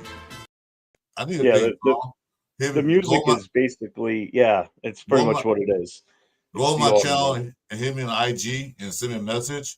You can remember things, so I'm gonna need one pretty soon because I'm gonna start working on my channel too. Because it's just about barely a month. Well, it's a little over a month old, so I'll take one from you. Appreciate that, man. Thank you, buddy. Yeah, 805. You're right too. I mean, these. I do feel bad for, people that are just recently been become fans of the team, meaning like in the last 20, 25 years. We had that short little run at the beginning of the 2000s, but just as short as, it was short overall. Like it didn't last more than a couple of years, and then we were right back to Crapsville again. Awesome, so it's been a it's been rough. It's been rough. It's been hard. Like I said, true fans. Yeah, actually, that David Nardone, I actually met him, but Dave, about a couple months ago, just playing an online game. We were playing World of Warships, and my son-in-law and I were playing, and he was in the same clan we were in, and the guys that were running that one were like non-existent. So the three of us figured, fuck it, let's make our own. So I left the original clan, made my own, set up a Discord channel, and I haven't been very active the last week or so, mainly because I've just been doing so many live shows between the combine and next week's going to be complete hell again too. I'm sure. I'm a gamer too. I play PlayStation 5, and Me and this guy in this chat named Marty McGrill, we hooked on Farmer Simulator 22. What game is it? Farmer Simulator 22. You want to put your name out there, Marty? I'm not gonna laugh at that because not for nothing. When Farming Simulator first came out, I used to play it all the time. So, but you know what? That game I do have that one too, but I haven't. It's a simulator. But you know what? I'm gonna say this right now. They show us steps on how to farm and stuff. I didn't know all that complication of farming. Oh my God, it's insane, isn't it? My hat goes off. It's a simulator. My hat goes off to anybody here was a farmer or is a farmer or thinking about getting into it.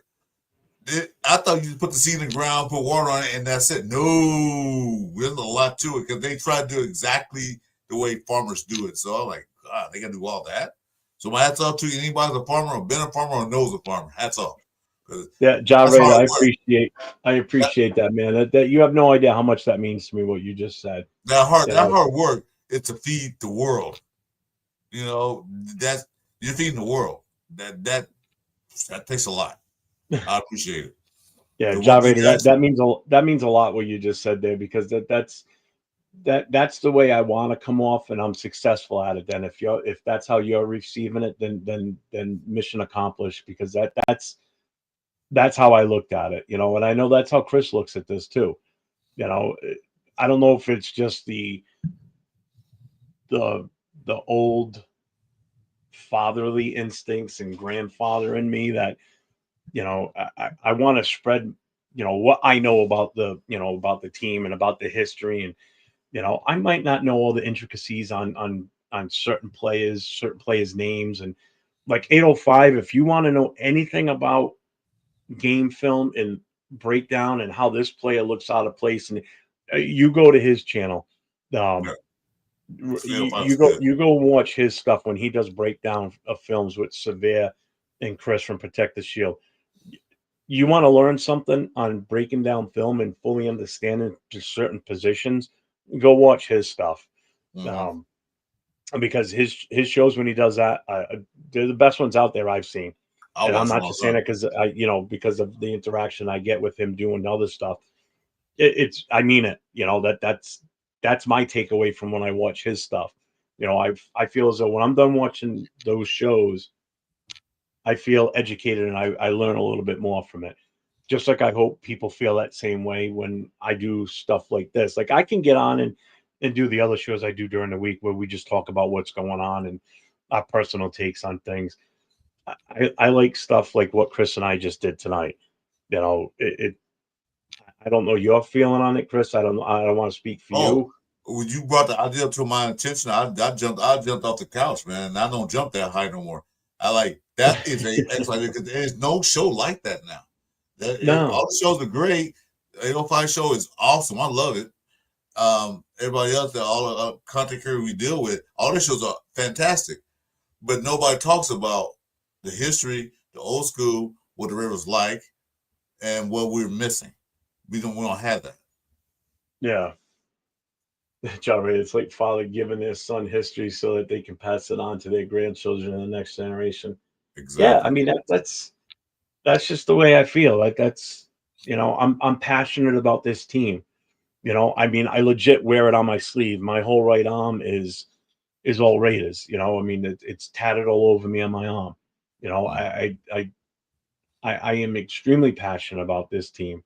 You know, there's not much I wouldn't do for, you know, to spread the word and get more people interested in being a Raiders fan. You know, it's part of the reason why I do what I do with the Booster Club, you know, and why I'm doing this right here. I'm not doing this for my health. I'm doing this to spread the name of the Booster Club in the area, to get the name. We've picked up members since I've been doing this. I just picked one up today. Not today, last night on last night's show. Guy lives like 30 minutes from me. Didn't even know we existed until he popped in and found the show yesterday. You know, so it's stuff like that. You know, it allows me to network and get to meet other. Like if I ever get out to a Vegas game, I know I've got a bunch of guys I can hook up with and hang around with. I won't feel like I'm all by myself out there. You know, I'll be able to meet up with like guys like 805 and anyone else that lives in Vegas. You know, this is a community, and I love every aspect of it. It's fucking awesome. I'm To having me, a blast doing this shit. to me, it's more like a family because we're all together the same, Yeah. common cause. Like we're doing this together. We're not doing this separately. We're doing this together. You know, it's Yeah, I appreciate that, Frank. You know, I look at it this way. I got into this whole. And I've been doing YouTube for a few years, but not in this genre. I was doing military models and filming me putting them together and everything. That's a whole separate channel that just I was getting aggravated with it because it was taking forever for it to really grasp. And then last year, like towards the middle of the summer, I'm like, it just hit me. I'm like, I just happened to be searching something on YouTube and I walked into a channel and I'm like, why the fuck am I not doing Raiders content? I've been a Raiders fan since I was 6 years old, 5 years old. Why the fuck am I not doing this? So I'm like, screw it. Made the channel, got a few pieces of equipment, not so much camera, but the mic, did a few things and that's it. The rest was history, and I happened to, one of the first shows I ever went on was Captain Jack. And I only knew about him because of, he's so well known in the Raider family.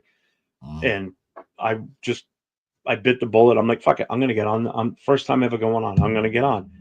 Talk to him for a little while, get the feedback from some of the people that were in the chat, was saying about, the guy knows his shit, blah, blah, blah. So I'm like, all right, well, at least I'm not coming off like a boob and I don't know what I'm talking about. And then next thing I know, I see this Friday night show. I'm like, what the hell is this all about? And that's the first night I ever got on Friday night. Chris, you were on it that night. First night I ever came on the Turf and Rundown Friday night show. Yeah. I got on the mic and was in there with them and kind of hit it off with them. And then someone reached out to me about Leo because he had met one of the guys from our club during the open practice. So then I got tied in with Leo and I just rolled into the perfect season to start this, is what it really comes down to. You did. Perfect timing. There's just been so much content this season in such disarray in so many different directions this team has gone in the last 7 months, that I just hit it at the right time. If I would have started this 2 years ago, who knows, but you could have been up there, but you took. Yeah, this was the right time. I definitely jumped in quick. I was like, damn. Like you said, because I did. If you guys notice, behind me is a shed I had built for me for my own personal area. I got dogs and kids in the house, and I can't really sit there and do a talk because I'm always on the chat. You guys probably see me in a lot of other different countries chats to give memberships, super chats. You always see me in there, and I'll say I really want to say something, but I can't say it because they're not reading my chats like you do. You probably get to all the chats. So I'll say something and the chat goes unnoticed. Damn it. Then one night I was at my room, it wasn't walled, it was just barely built. Put my computer, put it in here. Yeah. And then I put up on the Turf. Well, I was the fan of Rundown, but then Friday nights I didn't really do anything. Then I started Turf Rundown show, pull up. I said, what's pull up? Thanks, Sacktown. Appreciate it. So he had a pull up show. And so try to get in there. I took the website and Turf told me you need a webcam. I had to go scramble, look through all my stuff to find my old webcam from college and go on there. And that's what it took off. That's why I met you, and a couple other guys. And it was fine because I had something I wanted to say. I'm not a typer or communicator like that, social media guy. I'm a talker. I like to talk. I'm a voice man. So when that show happened, after I got off that night, I was like, I want to do this. And then you had a live, and I joined you when you invite people in. Then we got together, and then one day we did a live. And you said, and I think Rundown Turf asked me, when you gonna set the show out? I said, I'm still working on it. And I really wasn't. I was like procrastinating, like I don't know what to do. Appreciate it, Panda. I got on live with you. Next thing I know, yes, what's the name of your channel? What my name, Christopher Reyes? Boom, you got it. Like, huh? I lit that fire under your ass. So I'm like, no, fuck you. Let's go. We're gonna go do it right now. Exactly. You're Man. like, he said, yeah, you set up. Like, what? Okay. And then it took off from there. And then we do lives during the course of the week, and then doing lives and I just pop in. Yeah. Because I'm just getting started.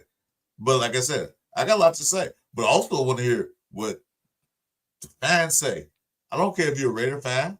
I don't care if you're a Donkey or Charger fan or Chiefs fan. I don't care. Yeah. You want to talk? Let's talk. Just like Rafa, Panda's right, man. Do your thing. You're good at what you do, Raph. That's just like Jeff said. Be respectable. Don't be an asshole jerk or you will cut off. Don't want to piss me off because I had things to say.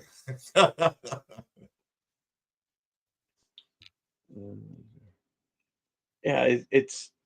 I mean, you and I hit it off from that first night that I got on that Friday night show because you had already been going on there beforehand, I believe, right? Because they were talking to you like they'd known you for a while already. I think you came on like the third night I was on there because the first night you weren't on there. The first night I got on, I think it came like a third night when I was on there because Turf couldn't wait for me to get on there. I was like, Chris is in the building. Get in here. Okay. And so, I'm passionate about the Raiders. In case you got to know that. Well, I said this the other night too on when Afakasi was on with Nate and I on the Raiders Coast to Coast. There's two people that I follow and pretty much watch anytime that they're on, and I see their passion and how much it gets to them over certain things and just their reaction. Tells me that they're genuine. Raider Ben is one of them. Yeah, he is. And the other one is Afakasi. Afakasi will defend the Raiders, to the teeth. He won't back down. He hates stupid comments when people say dumb things. Ben's the same way. I like it. Ben doesn't hold any punches, and I love that because that's kind of what I'm like too in real life. Not so much here sometimes, but I'll tell you like it is to your face. If I don't hold back. If I don't like you, you're gonna know. And I like people like that because you know what? They're not phonies. You know that if they don't like something you're doing, they're gonna fucking tell you. And I'd rather have somebody around me that does that than to sugarcoat and fluff it, and say, "Oh, it's you're good, don't worry." Fair weather. I want to know if I'm being a dick. Fucking tell me. Don't sugarcoat it because then next thing I know, I'm being a complete asshole to somebody, and somebody doesn't say something. Tell me I'm out of line. Don't just. Do you remember AR said when we had that Super Bowl watch party? Remember when he came on live? Remember what he said? He said, "Good, Chief. Look, I don't give a fuck. I ain't popping no champagne bottle because it wasn't the Raiders." Yeah, that's what he said to us. He's right. I mean, he's right. I was happy that the Chiefs lost, but I'm not excited that the Eagles won. Yeah, he said, "I'm not going to pop no champagne bottles because the Eagles won. I'm glad Chiefs lost, but I don't give a shit. It wasn't the Raiders, so I don't really care." And see, that's the passion I'm talking about. I didn't care I don't care who beat the Chiefs because I hate the Chiefs. I'm happy they lost. That's it. Done deal. That's like I was blocked by Mitch Rentz. The reason of it because I called him out for stealing loyal fans. It's sad to see that, but those fans defend him. Dude, the amount of money some of these people give him is insane. It's crazy. Fucking, I was in there the other day, and one guy was dropping $100 bills like it was fucking pennies. I saw one time somebody dropped like. Fucking kidding me? I watched one show. Somebody dropped $900 within an hour. I'm like, what the hell? Okay. And the thing is, it's not like it's his personal show that he built. He works for a fucking media company. Yeah, professional. How much is he doing to get that show to where it is? Well, that's seriously. He's got a machine behind him that's doing all this. Like other people in the office that are doing that shit. You're not telling me that he's going out there and promoting the shit out of this. He's cutting videos here and there, because he's getting paid. He's on payroll. To do it. He's on payroll. Yeah. I'm doing what I do. on my own time. You know, I don't have to be sitting in front of my computer doing what I did today to get this thing set up for tonight. But I did because I want it to look good, because it's a reflection not just on me, but it's a reflection on you, because you're on the show with me. And you know, if Papa Rundown was here, it's a reflection on him too. I don't want to put something out that looks half-ass. I want it to look good. You know. Look. I got a $60 mic, a $40 webcam, a $300 computer. That's what I have. That's what I'm working with. He got professional stuff in this building because he's on a payroll. It's a company. Chat Sports don't only do rare content; they do a lot of other content. So, you know, kudos to him for getting that job. Fine. Yeah, and you're right, Ben. Too. If you know your stuff, and you just stay true to, you know, you don't flip flop. Flip flopping is the worst. If you get caught flip flopping, you just shot yourself in the foot, because people will never respect anything you say. Yep. You know, like I haven't flip flop on AOC. I just knew that once Kelly got here, I backed off the AOC for 2025, because let's be realistic, he's probably not going to be the right fit, and I've come to grips with that. Tell you one thing, I'm not going to flip flop on and go the other direction is, let's go get Shedeur Sanders. I said no to him from day one, and I am not changing from that one. I'm sorry. I'm not saying go get him. There ain't nothing that's going to change my mind on that. What I'm saying is that if Shedeur falls number 6, the Raiders might take him. Me, I want to go defense. I want to build the defense so good that I do too. Like score. I do too. I want our defense to run roughshod over the AFC West. Yeah. Except Raph. You know, I'd rather go defense. You know, I don't want a guy that's going to sit on the bench and not be used next year. I want to be able to. I want to roll those offenses in our division. With I don't mind them getting a quarterback. I want to be a steamroller. That's what I want our team to be. I don't mind getting a quarterback. You know, where they pick him at 6 or 37 or 78 or whatever number they have. Mobile. You know, like I said, if they're gonna pick Shedeur at 6, I'm at the road. We got to roll with it. Okay, they got the. But like I said, hey, yes, sir. I want to tell you that. Sorry to interrupt, but Raph in the building. But I just wanted to speak for just a few minutes, because I got a stream coming up there. But I just wanted to tell you that we need to how to improvise that defense, because like I told you guys, after the quarterback situation, we just getting trade with Geno Smith from Seattle Seahawks to Las Vegas Raiders. Right now, we had to balance between the wide receiver room, the running back room. I mean, what can I tell you about this? This is going to be completely different, along with Pete Carroll and John Spitek. So I just wanted to tell to John Spitek to not do stupid things, because I know you got Tom Brady on your side. I understand about it. But, you know, in between for the Raiders content creators, I mean, I've been learning a lot of too much, because, you know, some of those people that, they just watch me to say, oh, this guy is very Googling himself. But look, even though that I'm learning so much about the Raiders history, even though that I'm a content creator since 2021, and then I'm very proud to be present at the Raiders Nation, and how it's very amazing right now, because, you know, there's a lot of persons like Raider Banter, Afakasi Raider. Those are my brothers. And the first content creator that I just get inspired is Captain Jack and OG Daniel. So in that moment, I was realized that I can do anything better.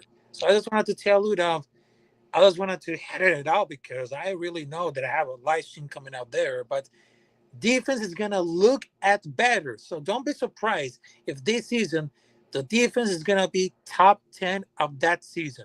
All right? So I just wanted to tell you, for all these viewers at home right now watching, this is one of the best fucking shows ever on the planet. And I understand about it. Even though that even a South American person repping a Raiders hat right now. So I just wanted to tell you, fuck the haters. Fuck the Chiefs. Fuck the Chargers. Fuck the Broncos. This is Raider Nation, motherfuckers. And I just wanted to tell you, don't mess around, because there's no haters. There's 100% positivity. And, of course, 100% discipline. Thanks. His screen That locked was up right savvy, at boy. I that tell you, tell it like Yeah. it is. Tell you like it is. You froze. Oh, you left. Yeah, he's still gonna be mad. But yeah, that's Yeah, a Raider Panda, fan. if you're thinking That's about starting anything up, man, hit me up on Instagram. I'll help you any way I can, man. that's a Raider You fan. know, I got to pay it forward because I had more than enough people help me get this thing started. You know, it's why I pushed this guy to get going. You know, Oh, that guy over there. yeah, that guy right here. Yeah, Now we just heard is a Raider fan. yeah. That's what you just heard. That's what we are. We're Raider fans. We're passionate about our team. You know. So, I don't want to talk about. I'm the kind of person I'm not going to talk about any other content creators. I don't care what they do. That's them. It's up to you guys to judge yourself. Because me, I watch content creators all day. I watch rare content creators. Everybody, I just watch them all day. Come home all day. So I watch what they say. But you can tell the phonies from the real guys. I can at least. Because the other guy, somebody's mentioned his name, I'm going to say Wi-Fi Willie. He's not a Raider fan. You know, he say he is, but he's not. No. I like, dude, how you a Raider fan? But yeah, you talk more about the thing when Carr left for New Orleans.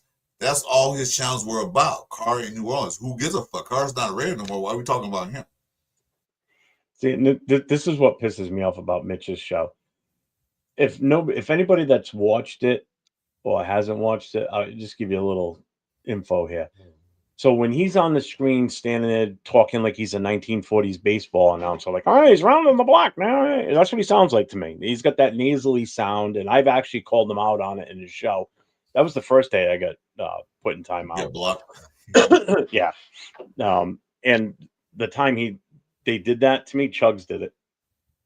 After his show was over, I got a PM and Instagram from him giving me shit about it. Oh, I got Ben in here. It's the first time having you on a show with me, Ben. I appreciate it. Is that Raider Feels Ben? special. Can you hear me? Yeah, I can hear you fine. Can't see you, but we can hear you. What's good? There you go. No, can't hear you if you're talking. Yeah, I can't hear him. There you, Ben. No, I can't. I could at first. There you, yeah. You came on. Yo. Yeah, There you go. there you go. No, so what I was saying is that like my brightness don't never be that great in my studio because I have all these LED lights and shit. So I can't be too bright because then you won't see my LED lights and shit. But hey, always a pleasure, Jeff. You know what time it is, Chris for Raider. Yeah, man. Nice to share a panel with you, my friend. And just to reiterate off of what some of these guys have said in the chat about your show, bro.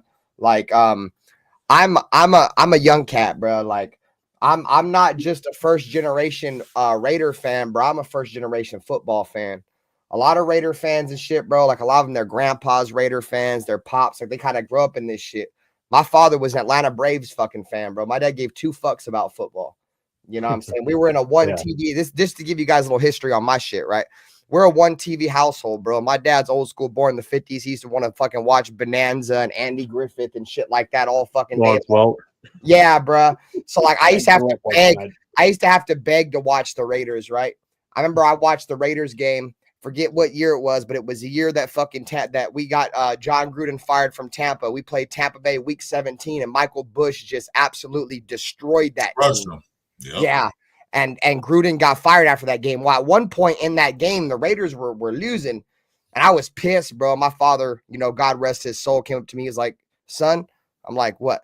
And he's like, why do you like this team?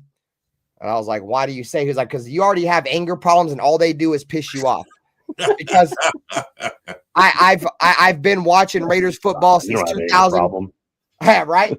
I've been watching Raiders football since 2004. The first game I sat down and watched was the season opener, the year after we lost the Super Bowl, and Rich Gannon took that helmet to helmet hit against Derek Brooks, broke his collarbone, his career was over. That's the first season I sat down and watched, bro. I haven't the most I've seen the Raiders do, bro, is that Derek Carr season in 2016. You know, fucking that one season and with Gruden in like 2021. I've never seen this team win a fucking playoff game. But to get where I was getting at is I'm a young cat, so like I like to have OGs. Like around me because you guys been watching the game and a lot of y'all experience the greatness of the Raiders, bro. And I like to know what that feels like, bro, because I've never experienced that, bro. You guys know what it means to be the commitment to excellence. I've seen the commitment to excrement. You guys have seen just win, baby. I've seen just lose, baby. You guys have seen the autumn win. I've seen the autumn fart.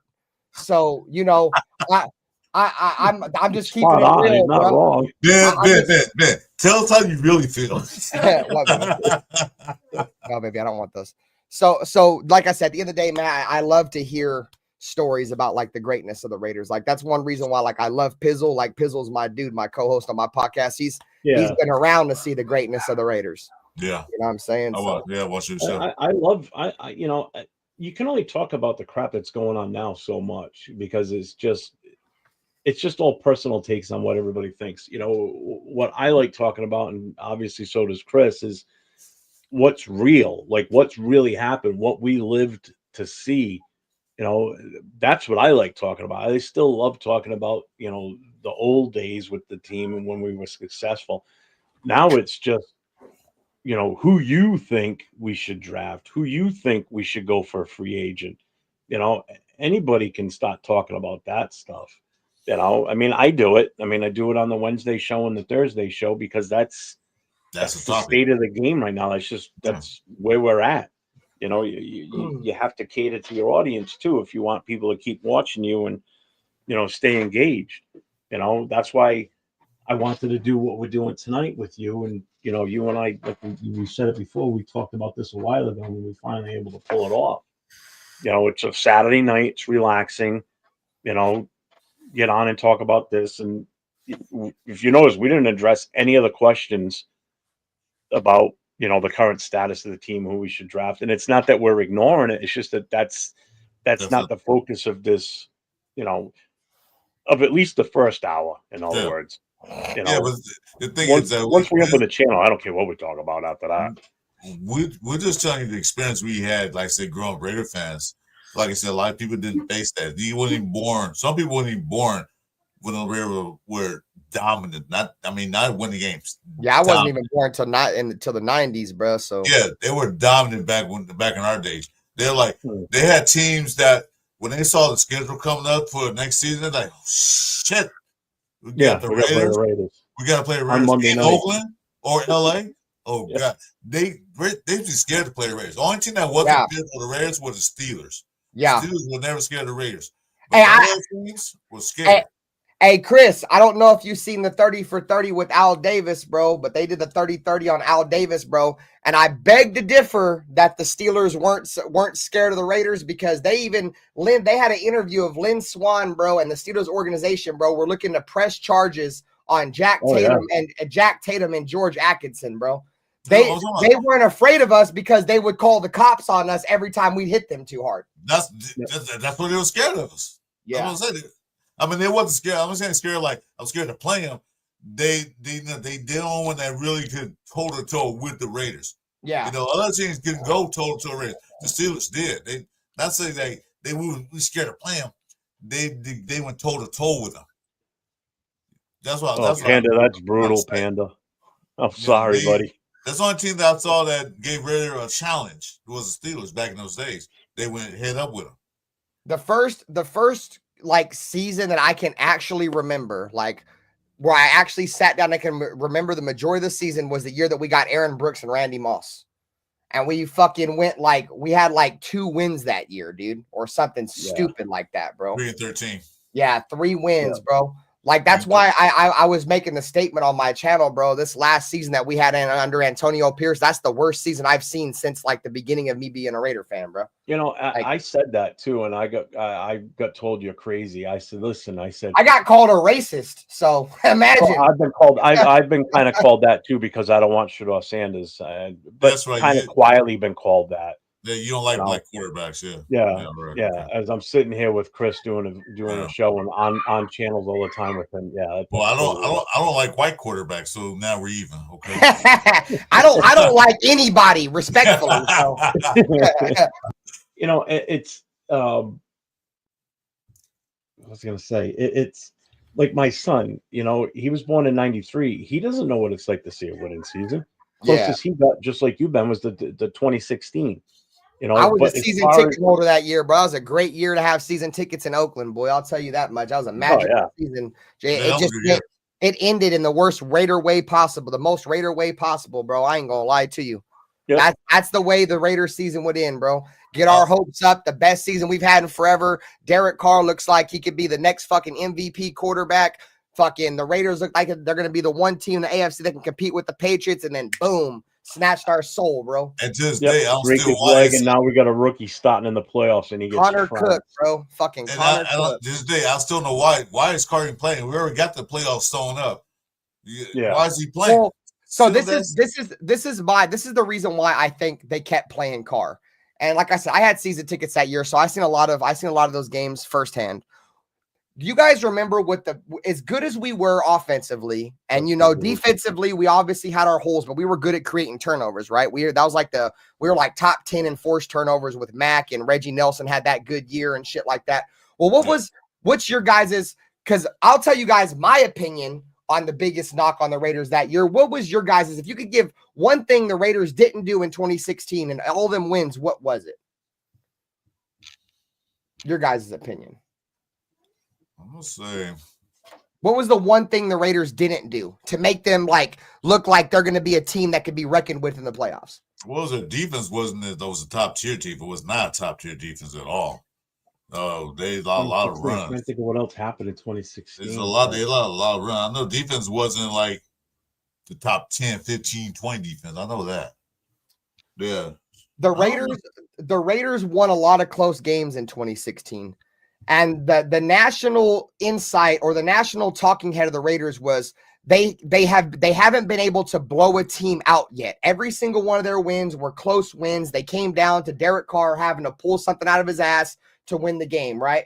And that game against the Indianapolis Colts, we were handing the Colts their fucking ass, dude. And I think what they wanted to do, bro, is they kind of wanted to get the monkey off their back, and they wanted to go out there and smoke the Colts with Andrew Luck and be like, look, we're going to the playoffs. We're about to smoke these motherfuckers, and next week we're going to smoke Denver. I think that was the mindset, and it bit them in the ass. And it's so unfortunate, bro, because Donald Penn only gave up one fucking sack that year, bro, and it was the sack that ended our season, bro. That one sack broke his leg. Yeah. And after that was pretty much it. We had that one run in 2021. Yeah. But other than that, did anything. Yeah, another disaster. And then the new head coach comes in and dismantles a team that's a playoff team. Yeah, good whole coach. Team. The only player that I really regret out of all those guys leaving, guys, Derek Carr, Hunter Renfrow, Darren Waller, all those guys, bro. The only guy that I really wish that we would have kept out of all those guys was Josh Jacobs. I was willing to move on from all those other guys, bro. Darren Waller was getting old. In my opinion, Hunter Renfrow wasn't going to fit with any other coach but John Gruden, and Derek Carr is his quarterback. He's not athletic. He's very freestyle. Not too many coaches in the league are going to let him play like that. And that's the reason why once we moved on from him, he never got another shot, because outside that little China route, he didn't do much. Well, Renfrow played football like he played in street football. Like I said in another podcast, he plays like this. You play street football. Yeah, you just find a way to get open. You go, you see that Chevy over there? Go over there and then turn to the Ford. That's what drove me nuts with Renfrow there when McDumdum was there, was because if you look at McDaniel's past offensive schemes and his receivers, he had guys like Amendola, these smaller type wide receivers that were lethal across the middle and would put their body on the line, which is exactly what Renfrow did when he was here. Third and Renfrow, that was his nickname. The kid caught anything within the reach. Motherfucker, I'll give you that. Yeah, he caught anything over the middle within reach of if his hands touched it, he was going to catch it. That's why I was surprised he didn't get a fair shake with McDumdum. That was the biggest mistake right there, was hiring. I think he'll blow up, because that's, like you said, that's McDummy ran with the smaller guys. I thought, Renfrow was going to have a great season this year. Didn't turn out that way. I think a lot of people underestimate that hit that he took against Arizona, bro, by Isaiah Simmons, where we were in field goal range and he took that fucking massive hit and fumbled the ball and got a concussion. After that, dude, Renfro was like never the same, dude. You remember he came back a few weeks later? Devontae Adams had that walk-off touchdown versus Kansas City, and Hunter Renfro ran right into him. Yeah. Yeah. That was right after that game is when Devontae Adams had the issue with the cameraman where he shoved the cameraman on the sidelines. Yeah. Yeah, I remember that. Sometimes, dude, you'll get fucking hit and you'll never be the same, bro. Like Jalen Richard, bro. In 2016, dude, Jalen Richard was a fucking beast. That fool was a good running back. He was a damn good punt returner for us. And I'm not sure if it was a punt return or a kick return, but he got his ass fucking laid out bad, bro. And Jalen Richard was just never the same again, dude. Yeah. He was just never the same again, bro. You guys remember Nick Roach? Nick Roach, in my opinion, is probably the best middle linebacker we've had since Kirk Morrison. You remember his career got ended because of a concussion. Yep. He caught a concussion for us and never played again. Yeah. Oh, come on. Rolando McClain was the best linebacker we ever had. Come on. Hey, I liked Rolando No, McClain. it was Rob Martin. God. Rob Martin. I think the most famous play he's done. McClain. Okay. Someone's got it on a video at an intro or an outro. Is the one at in Oakland where I forget what the play was, but he just basically body slammed him into the dirt. Yeah, that was I think that was Danny Amendola, bro, in the preseason against the Rams in Oakland. Slammed him right on the infield dirt, bro, in Oakland. It was like straight off the top ropes in WWE. It's exactly what it looked like. I think someone has it on their channel. I've seen it. They do. I forget who it is. Yeah, that's Danny Amendola. That was when Danny Amendola was like a rookie too, dude. Like he was real young, dude. That's still the funniest, man. That's fucking great. Yeah, that was funny. Well, yeah, I don't know if you've seen my shit, Jeff. You probably have. I don't know if you've seen my shit, Chris. I'm probably not. But bro, I got all my whole Arms Raiders shit, boy. My shit says commitment to excellence.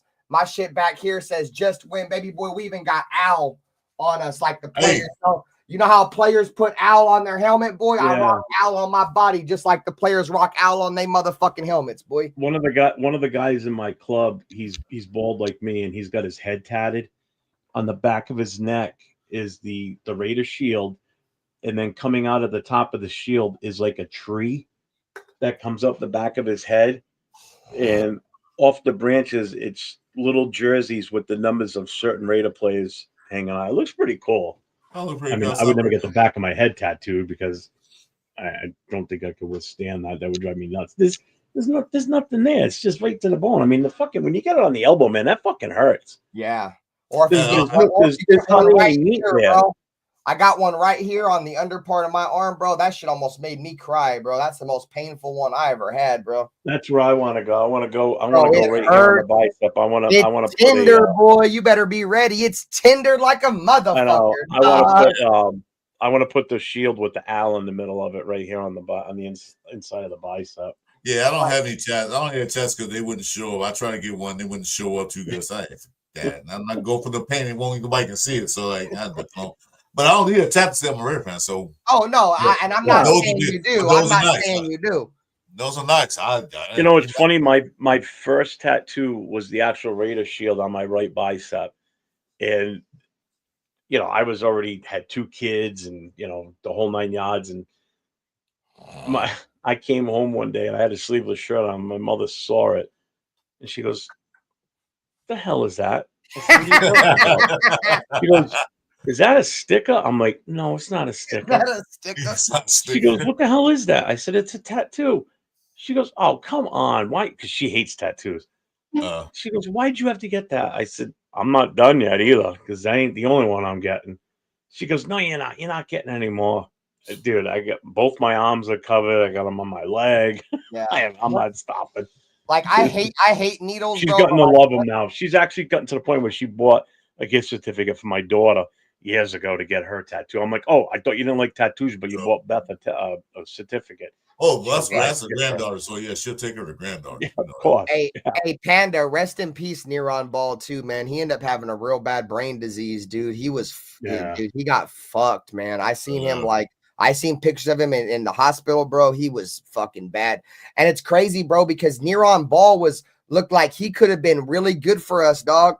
Like Neron Ball for like a few games, he was kind of solving our, issues where we couldn't guard tight ends. They were using him to guard tight ends. He ended up getting a really bad knee injury.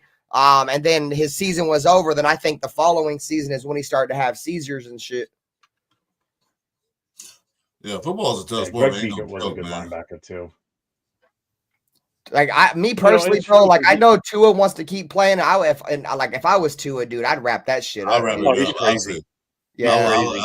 I'm done with it because you know what? That's your life. You mess around with it. Yeah. You get getting paid. Good, but that's your life. you mess around with. Every time he gets a concussion, he looks worse and worse every Yeah. time it's happened. I mean, when they throw up the crypt hands, they're out cold at that moment. I mean, that or they make the fist and the fist turn in. Yeah, they curl in. Because it's your body's reaction to cause that. It's a defensive mechanism, is what it is. Your body just knows to do this with your hands, and it's a defensive mechanism, is what it is. Hey, When they're doing this with the hands, that's a total nerve issue. yeah. I only know Yeah, that exactly. shit from years of being an EMT and everything. That's Yeah, just 'cause the way man, the body functions. But all you know is I had a stroke a couple years ago, man. I know like the nerves. This arm is still not fully developed. I still have problems with it. So I I'm can imagine sorry, those man. guys go through when they get nerve damage. The whole Yeah. body. I'm just on the right side. Mine's just Yeah. on the right side. So yeah, if that case happens, it's time to hang it up, find a new career. Yeah, Because dude. you're talking about your life. And you know what? Just go back to the old school. Them players back in the old days didn't have the medical things that they have now. And a lot of those older players are suffering because they didn't. Oh my God, yeah. Look at some of them. They don't just even don't look the same. No. You know, Those guys be big and burly and it's tough and sad, really, strong. is what it is. And they look like there's a bunch of like old weaklings.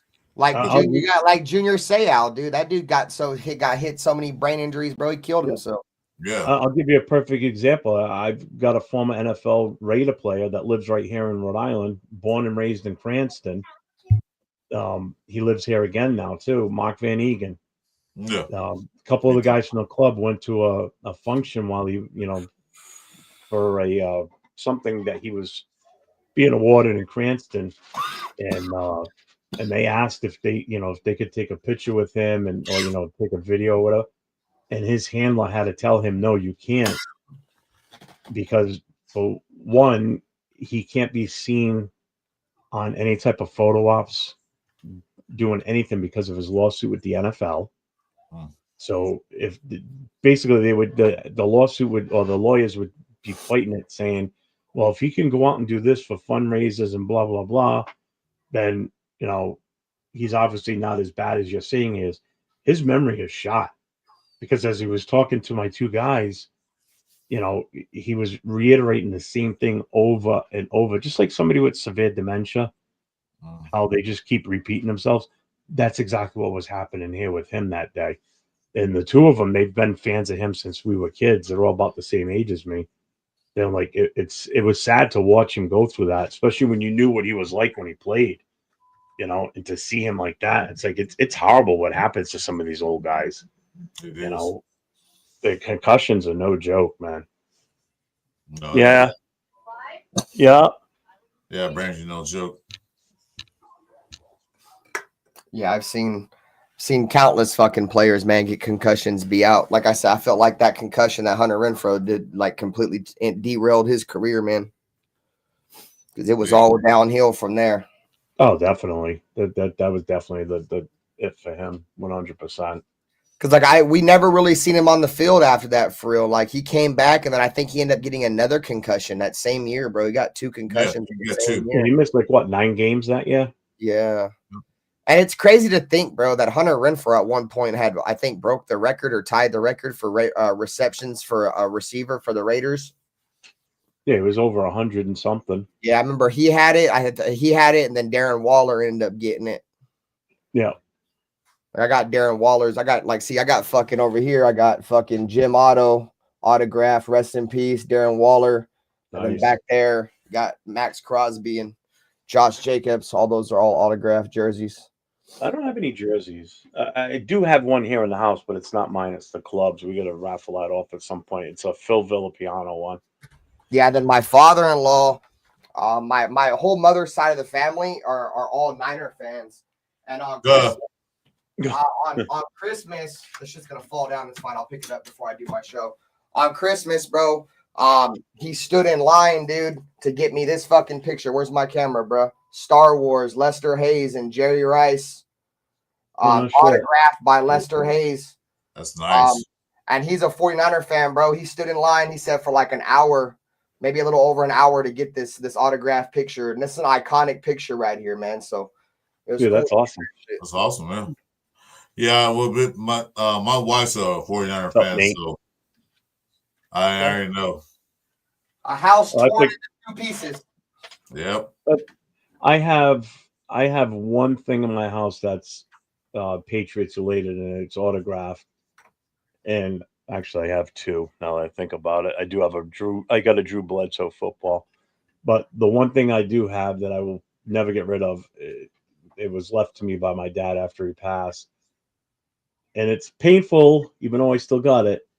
But it's an autographed picture of Vinatieri kicking the game-winning field goal in the snow game, the Tuck Rule game. My father got it, had it autographed, and then when he passed away, his wife gave it to me. She goes, "He left you this, and a whole bunch of other things too." She goes, Yeah. "I know you're a Raiders fan, and I know it's the game." I said, "It's from my dad. I'm not going to get rid of it. No, I'm you should. not going to display it, but I'm not going to get rid of it. You should. I still have it." That's legacy. That's something your father passed down to you. You don't get rid of Yeah, I mean, anybody that's in the club that gives me shit over that, they can kiss my balls because I ain't. Yeah, you don't put that in the foyer in the front of the living room. You don't put that picture out there. You just like it's over there. No, there's a couple of things that are football Raiders related that I will never sell. And you've seen that other one, Chris, that big poster from 1984 with all the players signed. Yeah, that's And nice. it's got Al Davis signed it. It's got his signature on it. I've already had it verified. That ain't going anywhere. That's just going to get passed down to my son when I'm gone. That's his. Yeah, I got a Napa training camp football in my garage somewhere. I got to find it because in Napa, when you used to go to training camp, they used to have the custom footballs that would be white painted so you can get signatures on them. Oh, yeah. I got George Atkinson III signature on that shit. Rest in peace to George Atkinson III. Oh, shit.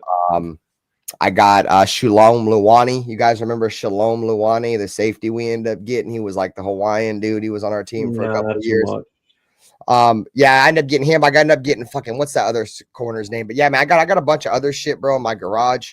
Just haven't really had a chance to get out of it. And to answer Panda's question real quick, this is one thing I wanted to say earlier is the reason why my favorite Raider of all time, the guy, in my opinion, who epitomized what we're about the most, bro, is Jack Tatum. That is my all-time favorite Raider, dude. He was that's the dude who, in my opinion, like some of the most historic pictures are Jack Tatum standing over people, dude. Like completely damn near taking their soul away, dude. Like for real, bro. And then the hit he put on Stingley and from the Patriots paralyzed him. I'm like, yeah, bro. People can talk about the hardest hitters of all time, bro. Jack Tatum, in my opinion, I'm not even trying to be biased. I think Jack Tatum's the hardest hitter of all time. Maybe him and like Ronnie Lott, bro. Ronnie Lott was a fucking killer, dude. No, I totally agree with that. You know who was also underestimated or forgotten about is Atwater too. Atwater was fucking nasty. He could fucking hit too. Yeah, from the fucking Broncos. Fuck him. Yeah. He was a big boy too, playing safety. He was big. He wasn't no small dude. Although he's like 6'3", bro. I still think one of my favorite hits ever, and it happened in the Pro Bowl, was Sean Taylor. Oh yeah, he put on that quarterback. Oh my god. In the Pro Bowl, dude. Pro Bowl, he fucking laid him out. I'm surprised the guy didn't get killed. He hit him so hard that day. You guys see that hit that Tom Brady took, bro, like way back in the day from that Bills linebacker, bro?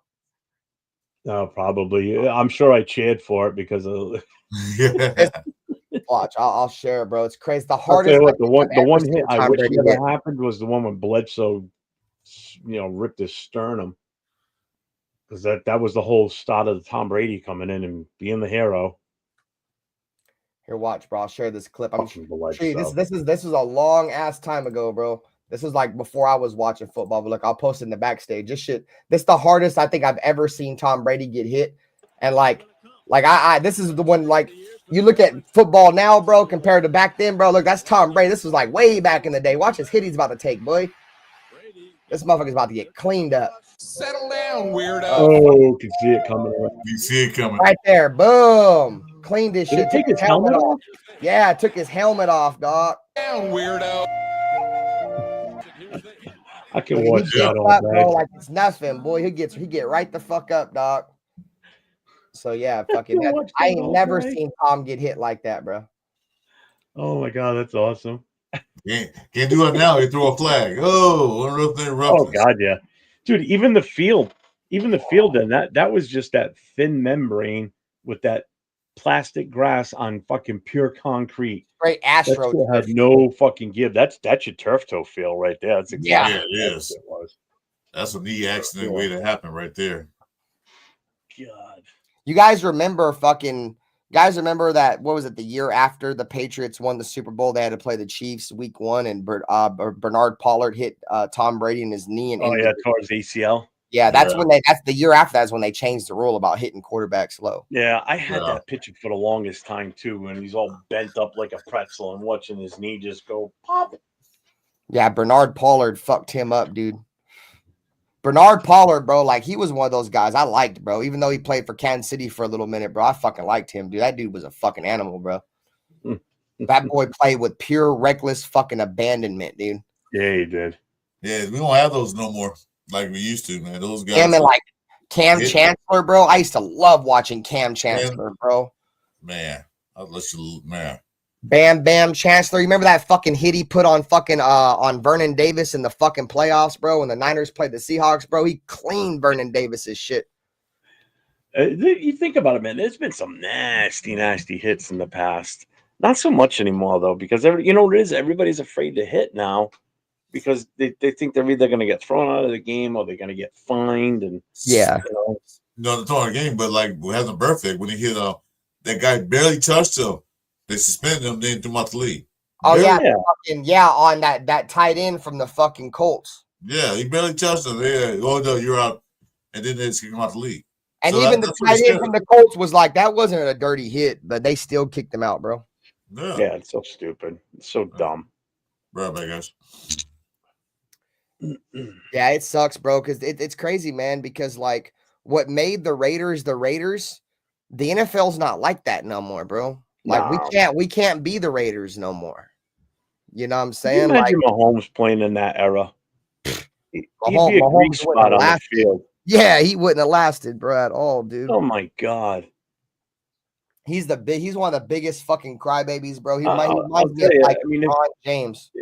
if you look at quarterbacks from the last, say, 10 to 12 years, there's very few that could have played in that. Roethlisberger could have, just because he was such a big boy. Yeah. You know, he had a lot of meat on him. He could live in he could play in that era. Other than that, I don't know if many could that are even playing now. I think Peyton Manning probably could have. He was a tough bastard. I That will give motherfucker's him that. tough- I tough mean, he as a son of a definitely took some shots. Him, probably Brett Favre could have played back then for you. Oh, Brett Favre know was what I'm saying? insane. You know A what? current Maybe Aaron quarterback Rodgers- that I think could probably play back then too, bro. Is probably Jameis Winston. That dude's a fucking dog, bro. That dude's a fucking animal. That fool's Yeah, not afraid to probably. get smashed. I think Aaron Rodgers would probably fit that mold. Also, being able to play in that era. I'll tell you who definitely wouldn't be Kyler Murray. Oh he- fuck no, dude. Fuck If no. they Him- catch him, but dude, he's a midget. There's nothing even to Russell him. Wilson wouldn't have lasted in that era. I'll dude. tell you who else could play back here. Cam Newton could have played. Oh yeah, Yeah. fuck yeah, Cam. I'll tell you Newton. what, He you know could what? play. He He was bigger than you think he was. He's a big son of a bitch. Do you see Yeah, that video? That video we had those guys with rushing on that 5 guys trying to tackle him. Yeah. All At 5 that of them. event, he was knocking all of them. Bam, Look at that shit, bam, 5 bam. guys. They was trying to rush. Yeah, Host You them Forget up. how- you forget how big he was. I mean, he was huge. Yeah, dude, he's I somebody. stood next to Khalil Mack at fucking Napa training camp, dude. That dude was a fucking mammoth, bro. Yeah, I That and dude I was a met him fucking mammoth, when- dude. when the Raiders came here in 2014. We found out the hotel they were staying at, and we went there, and that's when I met Willie Brown. But I went inside, and Khalil Mack walks right by me.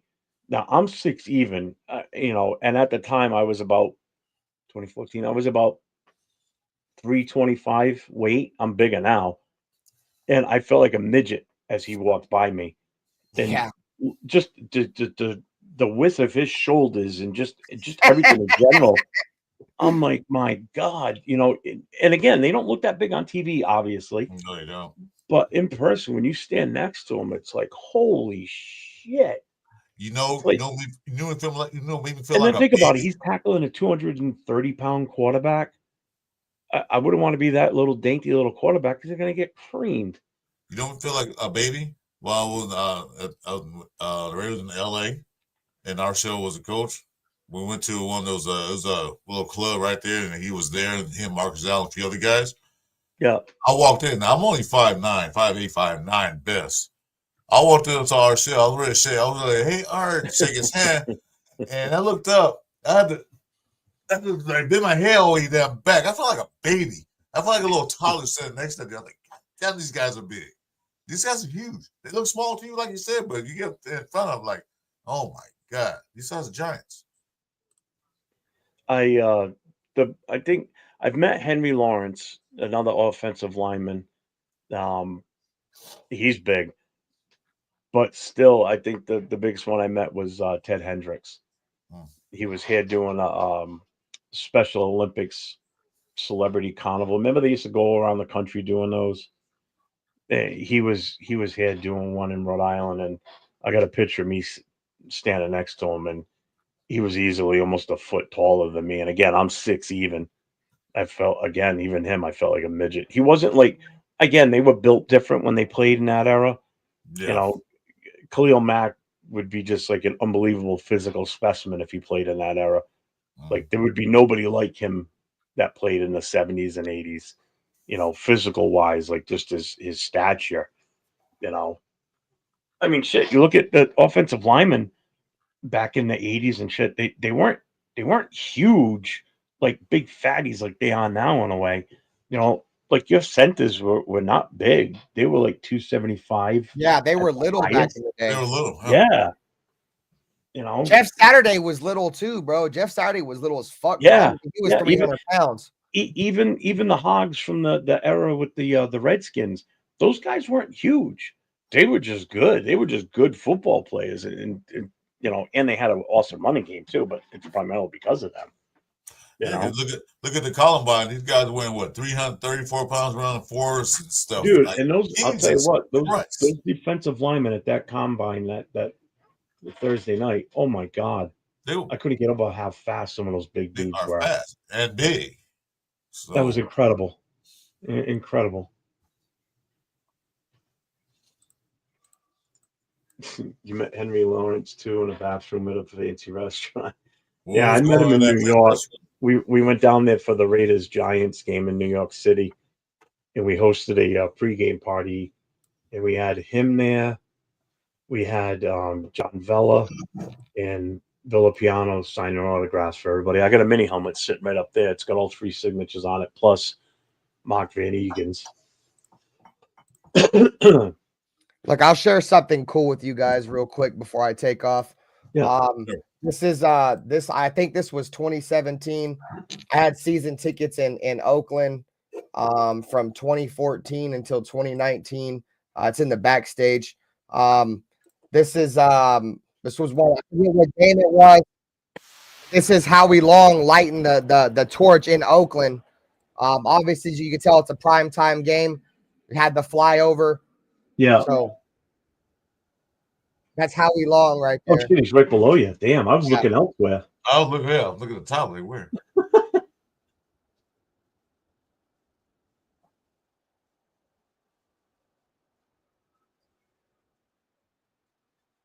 I'm hella drunk, boy, just screaming. No, not you. Great What? times in Oakland, Bryce. I seen Derek Carr's first snap in Oakland in 2014, the first year we had season tickets, and his final snap in 2019 when I decided to not renege on my season tickets because that's when they moved to Vegas that year, the year after that. I always liked Howie Long, man. I had never He's been such to a Oakland class Coliseum. act. I was like, hey, Ray Ben, I was on my way there, and then I buzzed Okay, up, man. let I the was tour. telling him a story. I wanted to go there so bad. Yeah, it was a great times, bro. Nothing like Oakland, bro. Like Yeah. that's the Mecca, bro. That's the Mecca of Raiders football right there, bro. Oh, yeah, I spent all my time when it was in LA. I was at the Coliseum like constantly. Yeah, I never got to go to Oakland. Again, the only time I've ever seen the Raiders is on away games, and that's on the East Coast. I want to get out there so bad. You know what I do regret? I'm looking at your background and stuff you guys got, and I hung around so much at the LA Coliseum around the area. Also, I'm a UFC fan, so I was really my stomping grounds. I never got anything signed, and then all that time I didn't think about because I'm not what they call a gazer or a fan guy. You know, like give me autograph. I never was like that guy. Yeah. I wish I'd have got something. I didn't get anything. Well, I'll tell you Yeah, the one thing I wish I did get, and I'm an idiot for it, was the day I met Willie Brown, because I had my son with me, and I was just so starstruck from seeing him and talking to him. I obviously cell phones were around in 2014. Do you think I would think to take my cell phone out and take a picture of us with him? Nope. Ooh. Nope. So now it's just my word, and luckily my son was there to witness it. Other people would be like, "Well, you're fucking calling bullshit." Yeah, because when I really talked to him. He was out there having a cigarette at the same time I was, and I just happened to look over and go, said to my son, I said, Hey, because they were in LA, the Raiders were all over the place. They were everywhere. I mean, you can go down to the certain area and you always see the Raiders, so you didn't think much of it. It yeah, was always around. Not like today, we barely see them, but they was always around places. So I didn't think about, I can give him a autograph. I saw Marcus Allen. I like Marcus Allen. That man like to talk, but I didn't want. Hey, give me an autograph. I didn't think about it. yeah, you never do. So one last thing before I head out, just because I see somebody in the chat asking it, and we seen you guys talked earlier about massive gentlemen, right? This is Lincoln Kennedy, bro. Me, and look how young I was, bro. This is that Lincoln Kennedy was a massive fucking human being, bro. That's little old me, bro, without no facial hair or nothing. But yeah, bro, that dude's fucking massive as well. Yeah, I met a lot of Raiders in Oakland, bro. Like I have so much shit saved on my computer. It's not on my phone anymore, bro, but like so much shit. That's why it's cool. Like when I get to go through my computer, I can kind of reminisce on all the shit that I have saved. I've been in the chat on your show when you played that video of I guess the dudes you used to hang around with when they were doing that rap video. Oh yeah. That is little Mac jersey on. That is the funniest shit, man. Yeah, because it's just funny to watch it. It's like all these black dudes and shit dancing around you, and you just right in and go. It's like the one white guy in the crowd and shit, bro. Yeah. Like he looks so out of place. It's like I'm waiting for him to like jump him or something. He's all by himself. It's fucking hilarious. Yeah, I grew up in Stockton, California, bro. It's about give or take about an hour from Oakland. Probably one of the most diverse cities in the country, bro. Like I feel like California is I haven't really been anywhere else for extended period of time, but I know California is like real different, bro. Like especially like Oakland, you know, this part of California, bro, like we're real diverse. Like that, like Northern California and Southern California, bro, it's like two different countries, bro. Like, it is. We're not the same. Very been. Thank you. Yeah, we're not the same, bro. It's two different states. We're different down here than you guys up there. I'm in Southern California. I go to LA every single year for the blackout versus the Chargers, bro, and it's just completely different. It is. I tell everybody, this is different. Northern California. Are you in Stockton now? Then is that where you are now? Yeah, I live in Stockton now. Yeah. Yeah. I was actually born in Atlanta, Georgia. Oh no shit. Yeah, my whole family's from the South. My dad's from Memphis, Tennessee. My mom's from Amory, Mississippi, and I'm from Atlanta, Georgia.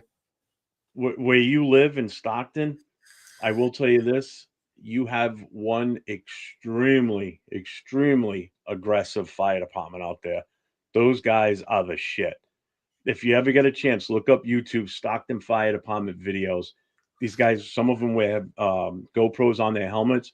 You watch how fast these guys move, and they're not running either. They're just so methodical in what they do. They are fucking amazing. I work with the former firefighter. Fucking Stockton firemen. When I watch them in videos, it's fucking. I'm starstruck when I watch them. You know. All right, guys. Well, thanks for And having it's me. unusual. My shit. Hey, always Later, man. pleasure, Jeff. You guys, I'll if be you guys stopping are, in. yeah, if you guys pull down later, I'll probably be live for the next few hours. You guys want to pull up? Feel free to come by. You're starting up now, right? Yeah, I'm gonna start up now. I gotta finish that shit with that pedo dude. I'm gonna kick back, have a few drinks and shit, smoke some weed, and then we'll get into it. So Yeah, I'm gonna shut this down and go out and have a cigarette and chill. All right. Always a pleasure, Jeff, Chris. Always a pleasure. Hey, thanks yeah, for coming on, man. I appreciate you. Yeah, no doubt. Whenever, like I said, like, well, my job is hella crazy, right? Like every month we go from graveyard to day shift. So like right now I'm on graveyard. Like if I get a chance to pull up, bro, like remember that one night when you were live and I said link and you're like posted the link to your store? I was actually trying to join your show that night. So next time I'll just hit you up behind the scenes though. Yeah, definitely. All right, Jeff. All right, Chris. All right, Nation. Have a good one. Go Raiders. Man. Go Raiders. Yeah, like I always really Ben, man. He's I like it. Ben's awesome. He's I know unfiltered. he's not for everybody. You know, he's not. definitely not. No, he's not for everybody. You know, just like I'm sure I'm not. You know, there's certain people that don't want to watch what I have to say, and I don't really care. He's unfiltered. He says what he means, and you know he's not flip flopping. He's not filtered. Nope. And if he says something, he mean it. Like some of the other content creators, they say stuff just to get hits. Like, yeah. The other thing I like about him is the other thing I really like about Ben is he's fucking entertaining. Like I'm not bored when I watch his shows, not at all. Just the interaction of some of the guys that he's got on there. I'm probably gonna go hop on his show if he's got room. I'll probably jump in there because I got nothing else doing. You know, I mean, this was successful tonight. I'm proud of what you and I have put together here with this. Well, it's premiere show, so we got some buzz work out. We could tweak it up a little bit, but yeah, other than that, I enjoyed this. I hope everybody did enjoy it. I did too. You know, we don't have to go for a marathon here, which was not my intention anyway. No, I'm not doing that 9-hour marathon like you like. No, I'm fine with coming on at 9 o'clock my time, 6 yours. Couple hours, it's still respectable. Early for you over there. You know, it's only 12 o'clock my time here. Well, like I said, the first hour we can talk about the history, more jump in, talk and tell their stories or thing. Then the second hour, you're gonna talk a little Raider football. Now we can, but I'm fine with that. And then Friday show up 9 hours, and then we Friday night when I do the Friday night shows again, that's only temporary. That's what's up, Raiders fan? You're in Stockton also too? Sweet. Nice. Yeah, anybody that's new in the channel right now, make sure you go over to Chris 4 Raiders. His link is in the description below. Go over, hit the subscribe, hit the notifications. Give him a thumbs up for this. With free agency starting this week, Chris is home all day because he doesn't work anymore, and neither do I. So when news breaks, Raider news, you guarantee that both of us, or at least one of us, will be on in the moment. More than likely, it'll be both of us at the same time because I'll be hitting him up or he'll be hitting me up. Yeah. And we'll be on. So, make sure you hit those notifications. This is going to be setting up this show here that we did tonight is going to be a regular Saturday night thing. Yeah, just make sure you guys be careful because it's like I told you on my video. This is rumor season. Some people call it lion season. Be careful of those content creators who are clickbaiting you guys because they are clickbaiting right now. Yeah, sending you out to watch this show so they get the likes and get all that stuff. I'm gonna tell you one thing about me. Reason why I'm doing this show, I'm not trying to get monetized. If I do, fine, I'll take that. I'm not worried about that. I do because I love the Raiders. I love the Raider Nation. That's why I'm doing it. I'm not doing it to get the money. So I'm doing it because it's fun as shit and I like to talk. Yeah, me too. That's the reason I'm doing it. I'm doing it. Get monetized be great, but it's not my goal to get monetized. My goal is to chat with the fans. I want to hear because in my household there's no Raider fans in my whole family. There's only one other Raider fan. That's my son, but he works all the time and he's traveling. So I'll get a chance to talk Raider football to nobody. So that's why I do the show.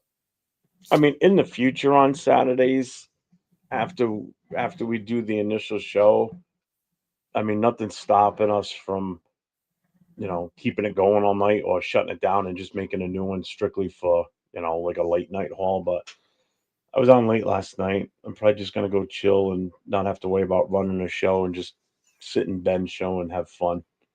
That's no problem because actually, I was waiting to shut out because I'm gonna go eat my dinner and go get on the Farmer Simulator with Marty McGrail. I'm shouting down because I see him in the chat. Yeah, I appreciate all the positive feedback from everybody tonight. I'm glad you all liked what we put together here. It'll be even better once we get the third person in here. Once Papa Rundown's able to be in with us, because now it'll add another whole dimension to this. Yeah, his side is three of us, as Rundown calls us, old heads. And here talking, old school Raider football for the first hour or so, and then branching off to talking a little bit more of the current situation, and then pretty much anything we want to talk about. Want to talk about how you grill your steaks or what kind of car you drive? I don't give a shit. Talk about fucking anything. Doesn't always have to be about the Raiders. No, you get this old school channel. We talk old school Raiders. Then, like I said, I remember the day when I barbecued my first hot dog. Okay, how did that go for you? Talk about it. I burnt it. Good, because that's the way I like them. I like them burnt. All right. Oh, Fakasi's then. No, we're not playing Battlefield 1 tonight. I'm not playing that game tonight. I don't feel like killing, but I feel like growing some food. What's up, brother? Hey, dude, are you okay? Yeah, like he froze for a minute. Oh. He's on his phone. I don't know. I appreciate that, Frank, man. I really do. Yeah, Panda. I am. Panda, I am on. When if you had a PlayStation, man, or any of it, Farmer said 22 was free a couple months ago. See if you got it, and then I'll let you join me. I do nothing but just growing vegetables.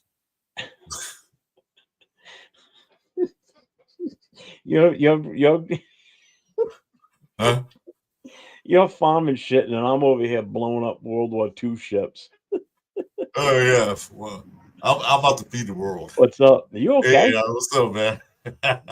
So, gang, sorry, I was on the drive back from the gym. I get there and I forget my headphones. I'm like, no, I'm going home. But I saw you guys were about to get off, so I thought I'd just come by and just say hello. No, that's cool. No, it's fine. You got a reaction to something to your face? It looks puffy. Your left eye looks like it's all puffy, like it's red around your left eye. It might just be the camera and the position you're in. Yeah, did you get a gym fight with a Kansas City? Thanks, Jeff. I appreciate you for noticing. No, seriously, it looked like you had a bruise or a rash or something. I'm like, did you get punched in the face and you didn't know it? No, it might be like because I rub my eyes a lot because when all right. It's hot over here, so Nah, yeah, it's probably a reaction. He got into a gym fight with a Kansas City fan. That's all that was. I'd like to give you an exotic story like that, but no, I'm just ugly. Yeah, Anyway, this was a good show. Yeah, we're just talking. This was fun. Some old school stuff. This was real fun. It was a good time. I'm happy with the outcome. Well, you're welcome. I mean, I graced your channel for all but 5 minutes, and I made it great. Well, it was good until you showed up. The viewers dropped. It's the ratings dropped. Everything. We lost yeah. Now he froze. They went up like that. No, I know. Okay. Well, yeah, it was cool. We did a lot of. I don't know. Did you catch it at the start at all? I listened to a little bit of it at the start, and then I had to situate my niece with some things because I've been spending most of my day babysitting her. And then, like I said, I was on the way to the gym, and I ended up turning around to go back home, and I saw you were still on, so I thought I'd park close to the beach. I'll just see if I can turn my camera around. Oh, nice. I don't know if you can see that. Yeah, I can see it. Lucky bastard. Awesome.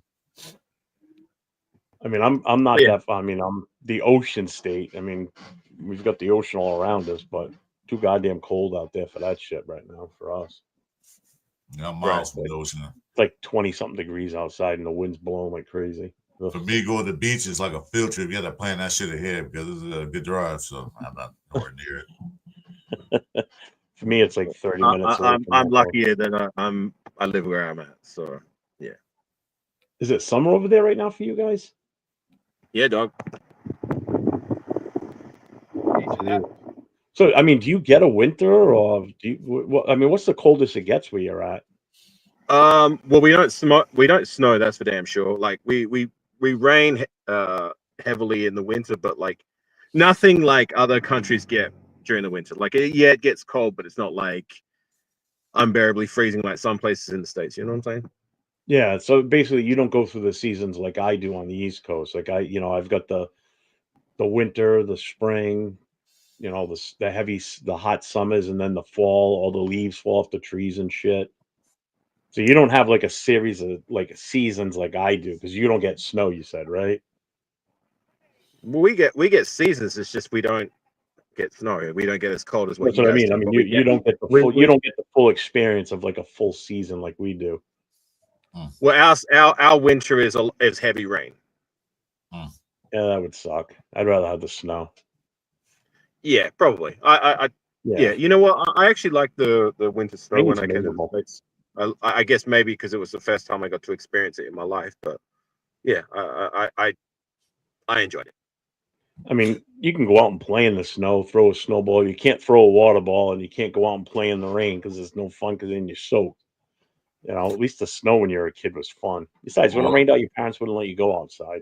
I mean, I'm in California. We rarely get rain. We get rain now and then. Really, you guys don't get much at all. Everybody's crazy when it rains. Like, it's raining. Okay, well, yeah, it does that. But, yeah. Well, I'd say the right weather now- where I'm at is very akin to LA weather. Yeah, see, like for us right now, where like next week's gonna be nice. We're gonna be in the 50s and possibly 60s for weather next week, so it's gonna be beautiful. Shit, that's But cold. like we're getting into the point where April's our rainy month usually. The whole April showers, May flowers. April's usually kind of like the rainier month. Hi, gang. Well, look, I just tapped in to say Friends, hello real friends. quickly, and it seems like you were about to get off anyway. But just real quick, I didn't catch how you felt about the Geno Smith trade. Like, how I'm just okay real with quickly. it. How I'm actually okay with it. We really didn't talk about it tonight on this channel. We didn't talk Yeah, about we it. never got into it here. Last night we did, Really? but I'm okay with it. No, I was what like- we did, what Chris and I did on this show. Now this was supposed to be three of us. Papa Rundown was supposed to be on us. We were supposed to we just came on and talked about old school Raider stuff, like when did we become Raider fans? Who was our favorite player? What was it that made us attracted to the mystique? Then we covered the whole NWA and the hip hop, how it impacted the Raiders and spread the name of Raiders. I mean, because there were certain parts of the country they were never around.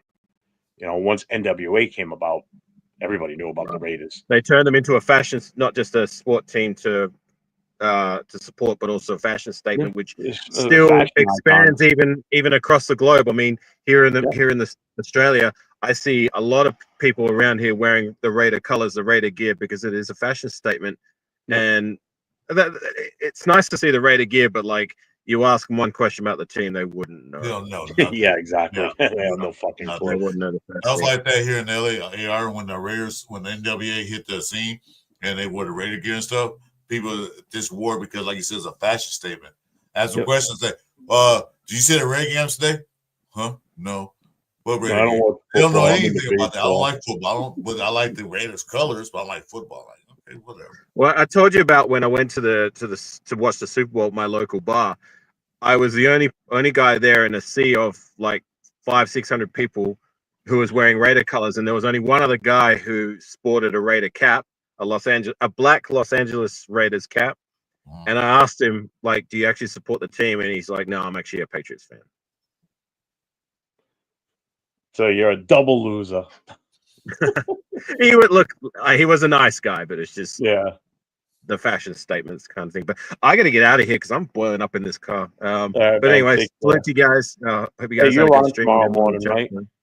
What, Are you on what, time, tomorrow? Me and Critique, we're going to be doing our Tecmo Super Bowl what time is that tomorrow? series. That's you're on the East Coast, right?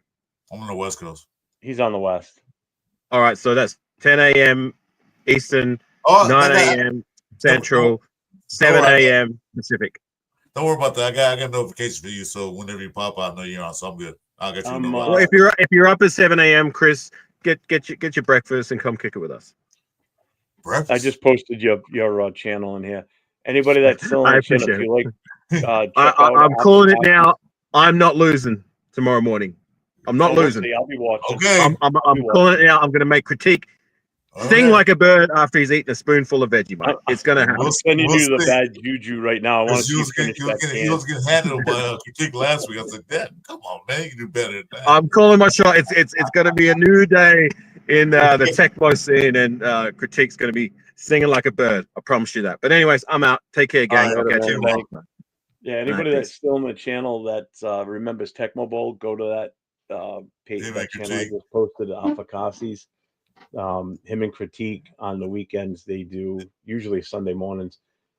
They play and stream Tecmo Bowl on their channels. It's fun to watch because the interaction between the two is hilarious. Great. It's hilarious. It's Yeah. great, hilarious. So make sure you check it out. Yeah, I watched it last week. Subscribe on that channel too for him.